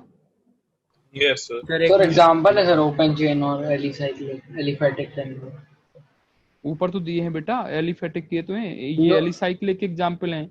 एलिफेटिक में आपके एल्केन एल्कीन एल्काइन आ जाएंगे जो आपके ओपन चेन है। और क्या चाहिए बताओ? नहीं ठीक है सर। ठीक है, यस सर। ओके चलो। अच्छा एक एग्जाम्पल कर लेते हैं अपन यहाँ पे, तो थोड़ा सा आपको समझ में आ जाएगी चीजें। ठीक है, क्वेश्चन है, लिखिए, मैच द कॉलम वाला है।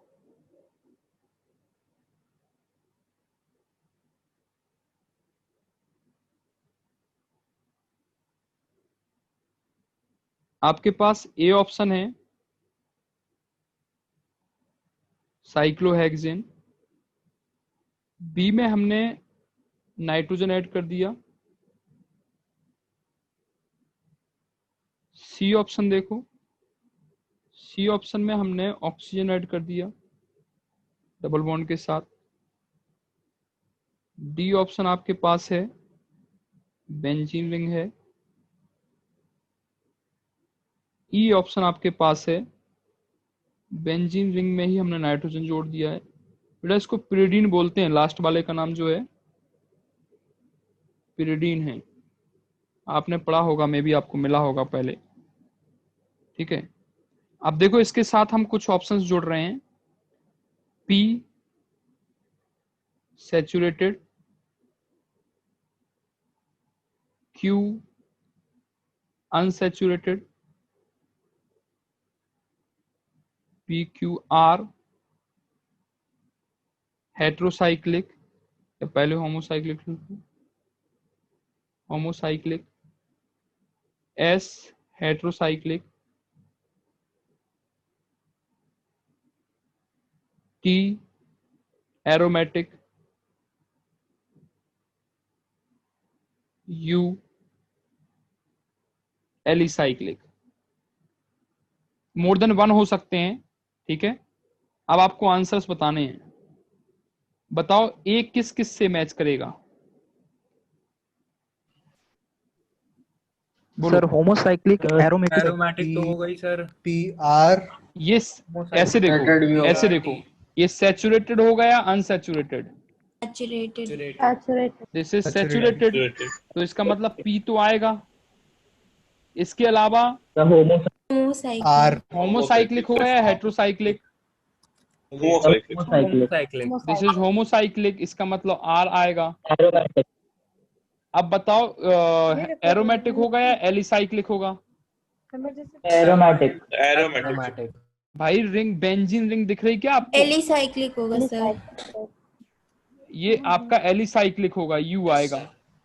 यस ठीक है, सबको समझ आया? यस सर आ गया। नहीं सर, एक चलो। बार बताइए सर। तो फिर सब सारे एलिसाइक्लिक होंगे? हाँ सारे एलिसाइक्लिक, क्यों सारे एलिसाइक्लिक? D और E। डी और ई एरोमेटिक, कहाँ है? डी और ई तो एरोमेटिक हो जाएंगे ना। ठीक है, तो देखो इसमें एक भी आपका पाई बॉन्ड नहीं है, इसलिए सैचुरेटेड हो जाएगा, पी आ जाएगा। सारे के सारे कार्बन एटम रिंग में हैं, इसलिए आपका होमोसाइक्लिक हो जाएगा, तो पी आर आ जाएगा।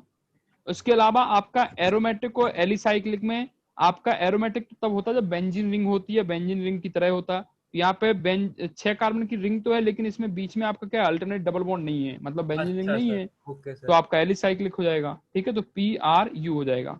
चलो अगला बताओ, बी का बताओ, बी में क्या क्या आएगा? So सैचुरेटेड, PS सैचुरेटेड, होमो या heterocyclic, हेट्रो? साइक्लिक एंड होमो या हेट्रो? hetero, हेट्रो हो जाएगा। Hetero S alicyclic, aromatic alicyclic, alicyclic, alicyclic you हो जाएगा। सी का बताओ, QSU saturated unsaturated, unsaturated? Unsaturated ठीक है, होमो heterocyclic, hetero? Hetero hetero, hetero, S aromatic alicyclic, alicyclic, alicyclic, alicyclic. D का बताओ, saturated, PRT ORT सैचुरेटेड या अनसैचुरेटेड? saturated, अनसैचुरेटेड बेटा unsaturated, Unsaturated. Alternate Yes. Double bond है ना, yes Double क्यू bond. हो जाएगा। हाँ, होमो हेट्रो RT आर आएगा, होमो होमो aromatic alicyclic, aromatic, aromatic, aromatic ई देख लो, ई में क्या आएगा? QS saturated QST unsaturated? unsaturated, unsaturated. Heterocyclic, hetero hetero, Heterocyclic. Hetero aromatic alicyclic, aromatic, aromatic. समझ आ गया बेटा सबको? Yes sir. बोलो यार, एनीवन जिसको नहीं समझ में आया हो पूछ सकता है बच्चा। आ गया सर। आ गया? चलो, तो इस तरह से अपन एग्जाम्पल कर लेंगे। मान लो अगर क्वेश्चन आता है तो इस तरह से अपन बात कर लेंगे। ठीक है, सर एक मिनट ऊपर कर लीजिए। लो देख लो।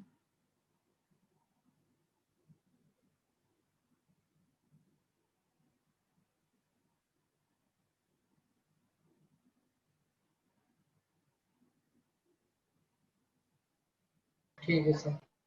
हो गया?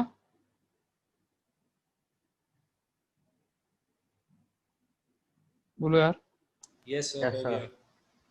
ठीक है, अब हमें यहाँ पर कुछ बाईसाइक्लिक कंपाउंड्स के बारे में भी जानना है। कुछ नाम्स हैं बाईसाइक्लिक कंपाउंड, क्या होते हैं, कैसे होते हैं, उनके बारे में भी जान लेते हैं। ठीक है, तो आप हेडिंग डाल लीजिए different types of bicyclic compounds, मतलब उनको अलग अलग नाम से जानते हैं, किस तरह से जुड़े हैं उसके बेसिस पे। ठीक है, different types of bicyclic compounds. ठीक है, तो इसमें पहला नंबर आता है आपका स्पाइरो बाईसाइक्लिक, स्पाइरो कंपाउंड्स। देखो, बाईसाइक्लिक का मतलब है दो साइकिल होंगी, दो रिंग होंगी।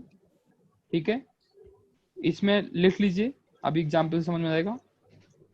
If two cyclic compounds, if two cyclic rings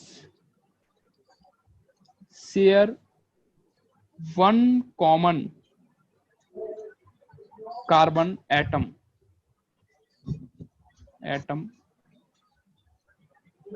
then they are called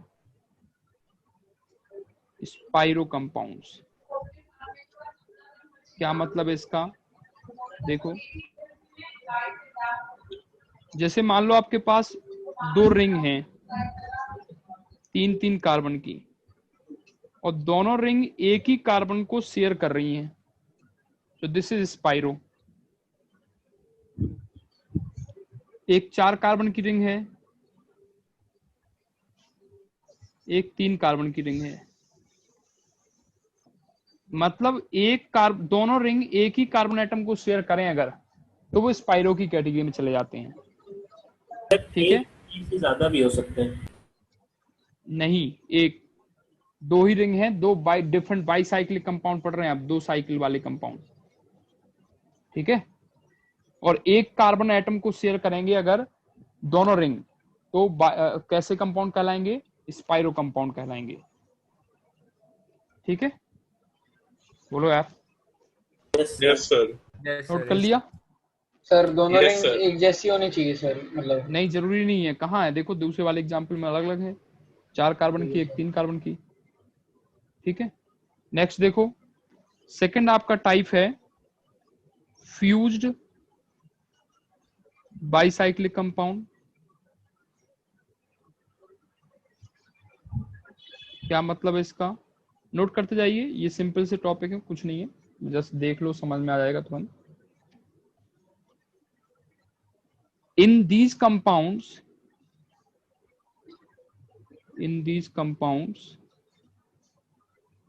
two adjacent carbon atoms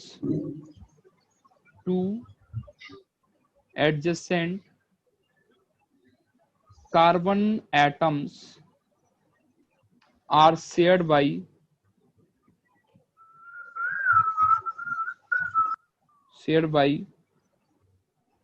two rings। क्या मतलब इसका, देखो दो रिंग हैं और दोनों रिंग दो एडजेसेंट कार्बन एटम्स को शेयर कर रही है। अच्छा सर, नैप्थलीन वाला केस में। हाँ, एक ये हो गया, एक ये, दो कार्बन एटम, और वो भी एडजेसेंट वाले, ध्यान रखना, जस्ट अगल बगल वाले, तभी हम बात करेंगे फ्यूज्ड रिंग की, ठीक है ना। आपका एक से मतलब जरूरी नहीं कि सिमिलर रिंग हो, अलग अलग रिंग भी हो सकती हैं, लाइक दिस। तो दो रिंग जब आपस में शेयर करती हैं दो कार्बन एटम, और वो भी अगल बगल वाले, तो उनको हम बोलते हैं फ्यूज्ड बाइसाइक्लिक कंपाउंड। ठीक है, समझ आ गया बेटा? Yes sir. Yes sir. बोलो यार। Yes. थर्ड है आपका bridged bicyclic compound.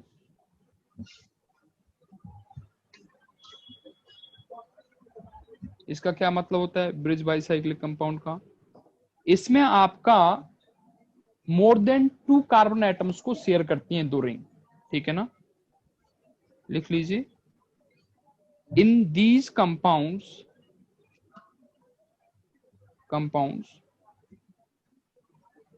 more than two carbon atoms are shared by two rings।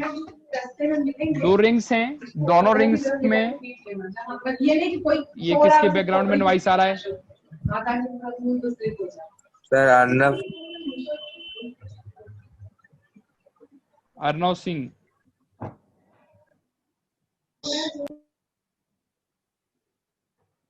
Okay, देखो एग्जांपल देखो इसमें। हाँ, म्यूट कर लीजिए बेटा, बैकग्राउंड में नॉइस नहीं आना चाहिए। चलिए देखो, इसमें जैसे हमारे पास एग्जांपल है, इसमें more than two carbon atom share हो रहे हैं, देखो ये है। अब इसमें देखो आपके पास दो रिंग है, ध्यान से देखना दोनों रिंग कौन कौन सी हैं। एक ये रिंग है, बोलो। Yes sir. Yes sir. दूसरी आपकी ये वाली रिंग है, Yes. है कि नहीं? अब इसमें देखो कौन कौन सा एटम है जो शेयर हो रहा है। तो शेयर होने वाला एक तो ये एटम है, एक ये एटम है, और एक ये एटम है। ये तीन एटम है जो दोनों रिंग में शेयर हो रहे हैं, देखो। Yes sir. एक आपकी ये रिंग है और दूसरी आपकी ये वाली रिंग है। तो ये तीन एटम है जो शेयर हो रहे हैं, एक दो तीन, दोनों रिंग के बीच में। बोलो यार। Yes sir. तो इसका मतलब ये क्या कहलाएगी? ब्रिज्ड बाइसाइक्लिक कंपाउंड कहलाएंगे, जब एक से ज्यादा मतलब दो से ज्यादा आपके कार्बन एटम क्या होते हैं, शेयर होते हैं दो रिंग्स के बीच में। ठीक है? Yes, sir. Yes sir. चलो, तो एक और एग्जांपल इसमें लिख सकते हो। 6 कार्बन हैं, बाहर वाली रिंग, बीच में आपके 2 कार्बन आ जाएं इस तरह से। तो अब देखो आपके पास कितने कार्बन शेयर हो रहे हैं? 1 2 3 और 4, 4 एटम्स जो है दो रिंग के बीच में शेयर हो रहे हैं। बिल्कुल सही बात है। ओके, तो these are the bicyclic compound. एक और होता है, वो तो मतलब जस्ट नॉर्मल आइसोलेटेड की बात कर सकते हो आप, आइसोलेटेड बाइसाइक्लिक कंपाउंड्स। इसमें क्या होता है कि आपका दो साइकिल्स जो होती हैं वो या तो सिग्मा बॉन्ड या सिंगल बॉन्ड या डबल बॉन्ड से कनेक्टेड होती हैं, ठीक है ना। लिख सकते हो आप two rings are connected by a single bond or double bond, single और डबल बॉन्ड। ठीक है, जैसे एग्जांपल देखो, दो रिंग्स को आपने सिंगल बॉन्ड से कनेक्ट कर दिया,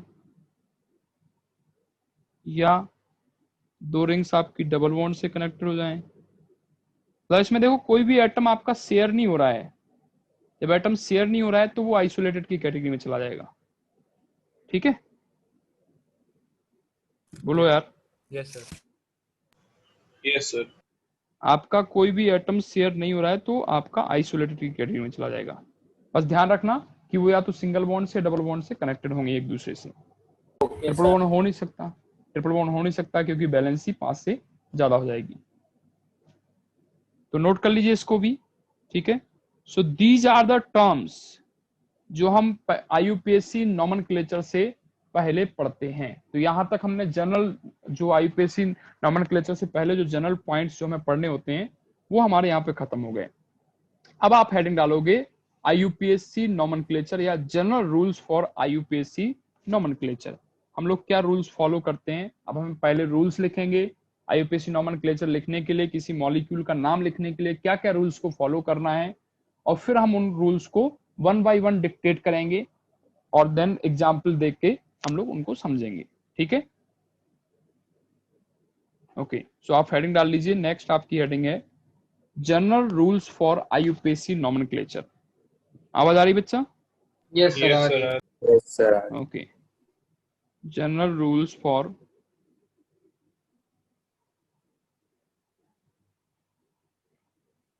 आईयूपीएसी नॉमेनक्लेचर। अब हमारा चैप्टर स्टार्ट होता है यहां से। ठीक है, इससे पहले हम लोग जो पॉइंट्स पढ़ रहे थे वो पॉइंट्स सारे इंपॉर्टेंट हैं, ऐसा नहीं है कि इंपॉर्टेंट नहीं है, सारे के सारे पॉइंट्स इंपॉर्टेंट हैं। ठीक है, फर्दर केमिस्ट्री समझने के लिए बहुत जरूरी है और साथ में ये केमिस्ट्री भी समझने के लिए जरूरी है। देखो, जब हम आईयूपीएसी नॉमेनक्लेचर में नाम लिखते हैं तो उसके लिए एक फॉर्मूला होता है जिसको हमें हमेशा लगाना है। जितना भी आप लिखोगे, जब भी आप नाम लिखोगे, इस फॉर्मूला को हमेशा ध्यान में रखना है। फॉर्मूला क्या है? सबसे पहले आप लिखोगे सेकेंडरी प्रीफिक्स। पहले क्या लिखोगे? सबसे पहले सेकेंडरी प्रीफिक्स। क्या मतलब इसका? अभी हम 1 बाय 1 सबको समझेंगे। ठीक है, फिर उसके बाद आप लिखोगे प्राइमरी प्रीफिक्स। नोट करते जाइए। देन आप लिखोगे वर्ड रूट। वर्ड रूट तो जानते होंगे, 9th 10th में हमने पढ़ा है इसके बारे में। Yes sir. क्या होता है word root? Sir method, prop, ड्यूट, पेंट। हाँ, मेन जो चेन होती है आपकी कार्बन की, उसमें कितने कार्बन एटम होते हैं उसके हिसाब से लिखते हैं। ठीक है, एक कार्बन है तो मैथ, 2 कार्बन है तो ब्यूट। इसके बाद आप लिखते हो primary suffix. Primary suffix. Then आप लिखते हो सेकेंडरी सफिक्स। बस इतना ही होता है आपका पूरा आईयूपीएसी नॉमेनक्लेचर। मतलब इतने में ही आपको ये फॉर्मूला है आपका आईयूपीएसी नॉमेनक्लेचर का जो आपको याद रखना है। ठीक है, हमेशा यही फॉर्मूला आपको अप्लाई करना है। अब इसमें 1 बाय 1 सबका मीनिंग समझेंगे। अब देखो, मान लो कि कोई मॉलिक्यूल है जिसमें आपका प्राइमरी प्रीफिक्स गायब है, तो हम उस फॉर्मूले में से भी गायब कर देंगे, प्राइमरी प्रीफिक्स नहीं लगाएंगे। फिर डायरेक्ट आपका secondary prefix, word root, primary suffix, secondary suffix हो जाएगा। समझ रहे हैं बात को? मतलब फॉर्मूले को आपको इसी सीक्वेंस में लगाना है। अब इसमें से अगर कोई गायब होगा तो उसको गायब कर देंगे, एक्स्ट्रा कुछ आएगा नहीं, यही आएंगे जो आएंगे। ठीक, यस सर। तो चलिए हम 1 बाय 1 स्टार्ट करते हैं। सबसे पहले वर्ड रूट जो जाना पहचाना है उसी से स्टार्ट करते हैं। नंबर 1 है आपका वर्ड रूट। अब वर्ड रूट क्या होता है आपका? तो it indicates number of carbon atoms in parent chain. It indicates number of carbon atoms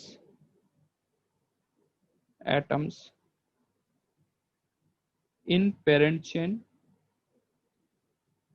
उसी को आप पेरेंट चेन बोलते हैं, उसी को आप मेन चेन बोलते हो। ठीक है, ये क्या होता है, कैसे सिलेक्ट करते हैं, कैसे पता करते हैं कि कौन सी मेन चेन है, क्या है, ये सारे की सारी बातें हम लोग आगे पढ़ेंगे। पहले जनरल रूल्स समझ लीजिए, जान लीजिए, ठीक है, उसके बाद हम सबके बारे में बात करेंगे। ठीक है, और इसको हम डिनोट करते हैं या रिप्रेजेंट करते हैं, इट इज रिप्रेजेंटेड बाई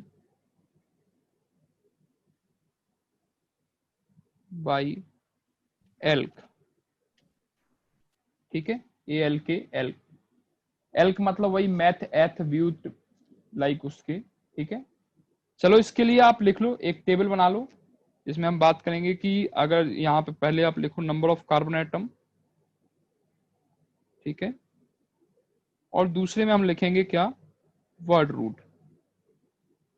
अगर आपकी जो मेन चेन है, मेन चेन में एक कार्बन है, तो वर्ड रूट क्या यूज करते हो बेटा, बताओ? मैथ। मैथ। अगर 2 कार्बन है तो एथ, 3 कार्बन है तो प्रॉप, 4 कार्बन है तो ड्यूट, 5 कार्बन है तो पेंट, 6 कार्बन है तो हेक्स, 7 कार्बन है तो सेप, सेप्ट या हेप्ट यूज करते हो। ओके। ठीक है, 8 कार्बन है तो ऑक्ट, 9 कार्बन है तो बोलो नॉन, 10 कार्बन है तो डेक। 11 कार्बन के लिए क्या यूज करते हो बताओ? अनडेक, अनडेक। 12 के लिए क्या करते हो? बाइडेक, डूडेक। सॉरी डूडेक, 13 के लिए ट्राइडेक, टेट्राडेक, लाइक इस तरह से 13 के लिए क्या आ जाएगा? ट्राइडेक। ठीक है, ट्राइडेक। हाँ, अगर मान लो 14 कार्बन है तो टेट्राडेक हो जाएगा। ठीक है, टेट्राडेक। ऐसे पेंटाडेक, हेक्साडेक, हेप्टाडेक, ऑक्टाडेक, लाइक नोनाडेक। अगर 20 है तो 20 के लिए क्या यूज करोगे? 20 के लिए क्या यूज करते हो बताओ? आइकोस। 30 के लिए, हाँ 30 के लिए क्या यूज करते हो? ट्रायाकॉन।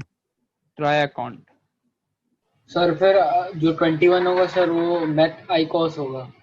हाँ, ये अनआइकॉस, डू आइकॉस, ट्राई आइकॉस, टेट्राइकॉस, पेंटाइकॉस, हेक्साइकॉस, हेप्टाइकॉस, इस तरह से। ठीक है, 30 के लिए क्या लिखा है आइकॉस। सर? 30 के लिए ट्राइकॉन्ट लिखा है, TRIACONT। ऐसे 40 के लिए क्या लिखोगे? टेट्राकॉन्ट। ठीक है, 40 के लिए टेट्राकॉन्ट हो जाएगा। 50 के लिए पेंटाकॉन्ट, hexa, hepta, octa, Nona, can't, इस तरह से लिखेंगे। और 100 के लिए यूज करते हैं सेंट और हेक्ट भी यूज किया जाता है, दोनों यूज करते हैं, सेंट भी यूज करते हैं, हेक्ट भी यूज करते हैं। वैसे आपका 12-13 से ऊपर कभी नहीं पूछा जाएगा, मैक्सिमम 12-13 तक ही पूछा जाता है, उसके बाद कोई एग्जाम्पल ऐसा नहीं है जिसमें पूछा जाए आपसे। ठीक है, सो आप 12-13 तक याद कर लो, वो काफी है। ठीक है बोलो यार। थोड़ा सा ऊपर कर दीजिए, थोड़ा सा ऊपर कर दीजिए। कहाँ पे? ये तो हमने टेबल बनाई है, जस्ट वर्ड रूट, ये देखना है। यस सर, हो गया सर, हो गया सर। हो गया? तो 50-60 जानने की जरूरत नहीं है। नहीं, उधर सब वैसे बता तो दिया है आपको। 50 है तो पेंटा काउंट हो जाएगा, 60 है तो हेक्सा काउंट हो जाएगा, 70 है तो हेप्टा काउंट हो जाएगा, लाइक इस तरह से। ठीक है, बट वो जानने की जरूरत नहीं है, अप टू 12-13 तक जानते रहो, उतना ही पूछा जाता है, इससे ज्यादा नहीं पूछा जाता है। ठीक है, उतने में ही आपका काम बन जाएगा, उससे ज्यादा आपको जरूरत नहीं पड़ेगी। क्लियर? सर सिलेबस में भी 13 तक दिया है। हाँ, इतना ही है, इतने से ज्यादा नहीं पूछते हैं। ठीक है, चलो नेक्स्ट देखो। अब ये हो गया आपका वर्ड रूट, समझ में आ गया बेटा सबको? बोलो यार। Yes sir. देखो बच्चा, एक चीज ध्यान रखना, अभी हम आपको बता दे रहे हैं थोड़ा बहुत। जो आपका ये सारी पोजीशंस होती हैं, इसमें आपका जैसे ब्यूट है तो ब्यूट के साथ ए जुड़ा होता है, ब्यूटा। पेंट के साथ पेंटा जुड़ा होता है। मतलब सब में ब्यूट के बाद, मतलब प्रोप के बाद सब में आपका इस तरह से जुड़े होते हैं। ए जो है एडेड होता है, बट वो जब जरूरत पड़ती है तभी हम बात करेंगे उसकी, ठीक है। अभी तो फिलहाल हर जगह जरूरत नहीं पड़ती, जहां जरूरत पड़ेगी हम वहां पे इसके बारे में बात करेंगे, ठीक। Okay sir. हाँ, फिलहाल नोट कर लीजिए, इसको नोट करिए। सर ये हो गया।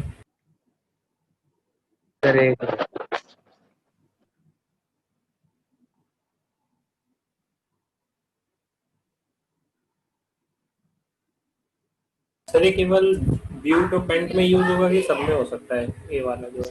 सब में होगा। इसके बाद सब में है, हर एक में, ठीक है। सब में आएगा, जितने हैं सारे के सारे सब में आएगा। क्लियर। बट यहाँ पे लिखते नहीं है इसको, यहाँ पे लिखना गलत बात है। हम आपको बताएंगे जब यूज होगा तब आपको बताएंगे हम, ठीक है। उसके बाद हम आपको क्लियरली बताएंगे कि आखिर उसका क्या मीनिंग था, ठीक है। तो सर ए मतलब कॉपी में लिखें कि ना लिखें? ए कॉपी में मत लिखो, हम बाद में आपको बताएंगे, उसका यूज बताएंगे, जब यूज आएगा तो इसके बारे में बात करेंगे, ठीक है। चलो अब हम बात करते हैं प्राइमरी सफिक्स की। वर्ड रूट हो गया, वर्ड रूट के बाद आया प्राइमरी सफिक्स। 1 बाय 1 देख लो। नंबर 2 है आपका फॉर्मूले में। देखो फॉर्मूले में क्या क्या है। वर्ड रूट के बाद प्राइमरी सफिक्स आ रहा है, बोलो यार। Yes sir primary suffix. अब प्राइमरी सफिक्स क्या होता है? It indicates whether parent chain saturated और अनसैचुरेटेड। वेदर पेरेंट, जो आपकी मेन चेन है, पेरेंट चेन और मेन चेन, उसमें पाई बॉन्ड है या नहीं है, ये बताता है, ठीक है ना। सैचुरेटेड और अनसैचुरेटेड, मतलब अगर सिंगल बॉन्ड है सारे के सारे, ठीक है ना, जैसे प्राइमरी सफिक्स की बात कर रहे हैं, तो अगर आपका एल्केन है तो एल्केन में तो आप क्या यूज करते हो? N, ANE। अगर आपका एल्कीन है तो क्या यूज करते हो? बोलो यार। इन इन। अगर एल्काइन है तो क्या यूज करोगे? YNE।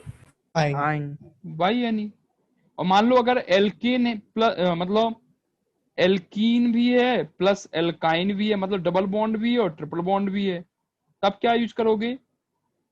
इनाइन। देखो आपने लिखा पहले इन फिर प्लस आयन, ठीक है। तो बेटा आयन में, आयन को जब आप प्रोनाउंस करते हो तो वॉल्स आता है आयन, यस। तो उसके जब दोनों को जोड़ोगे तो पहले वाला आपका वॉवेल हट जाएगा, बोलो यार। Yes sir. यही तो रूल होता है।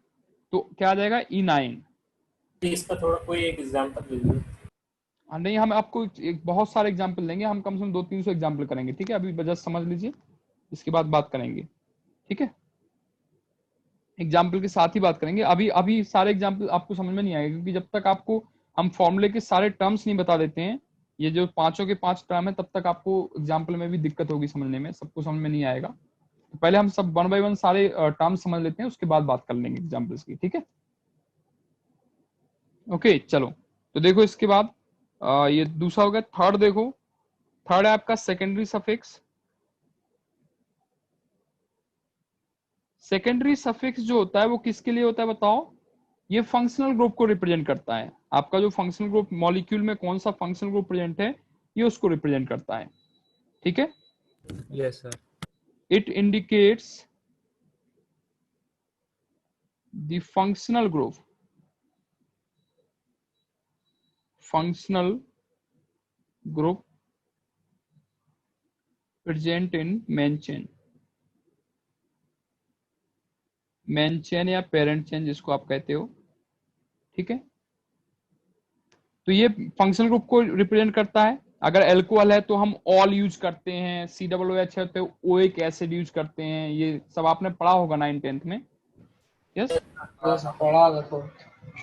तो यहाँ पे वही Yes, बात हम करेंगे। नोट कर लो इसको, फिलहाल फटाफट नोट करो।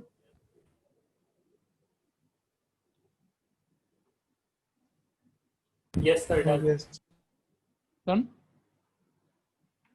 इसके बाद आपका है primary prefix and secondary prefix जो बच रहे हैं। फोर्थ है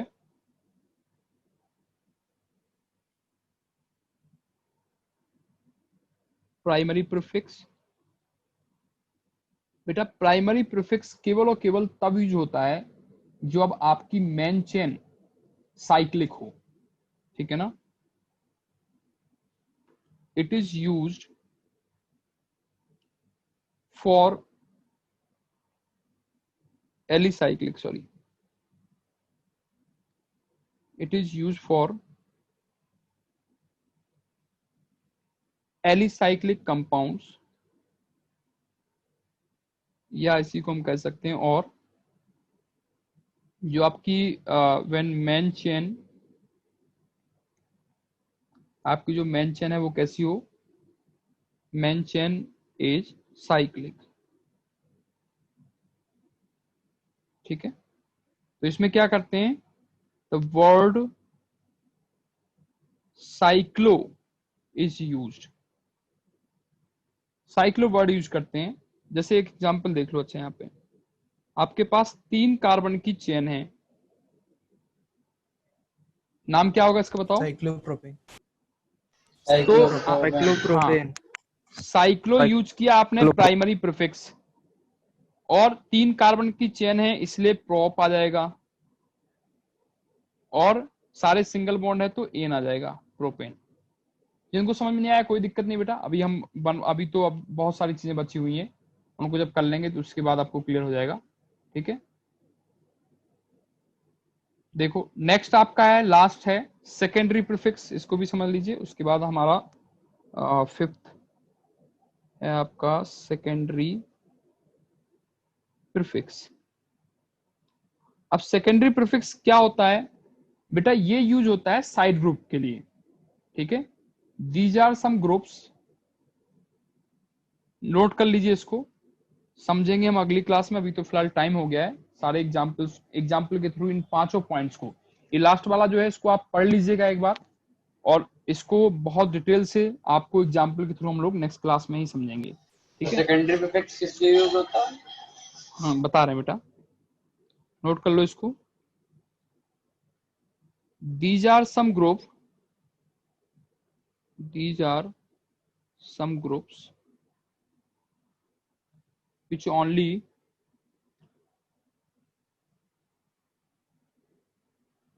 act as substituents।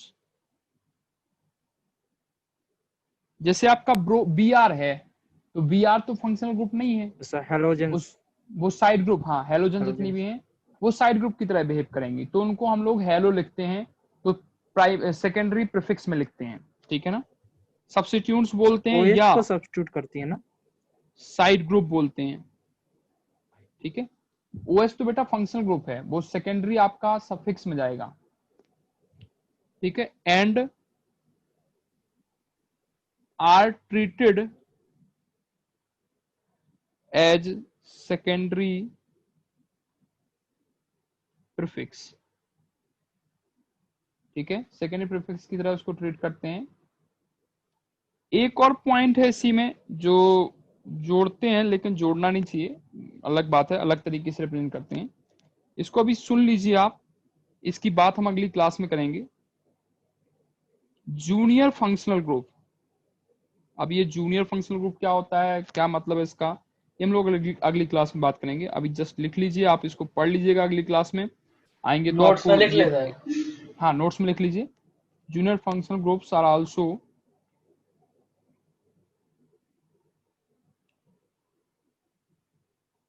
treated as substitutes, ठीक है। और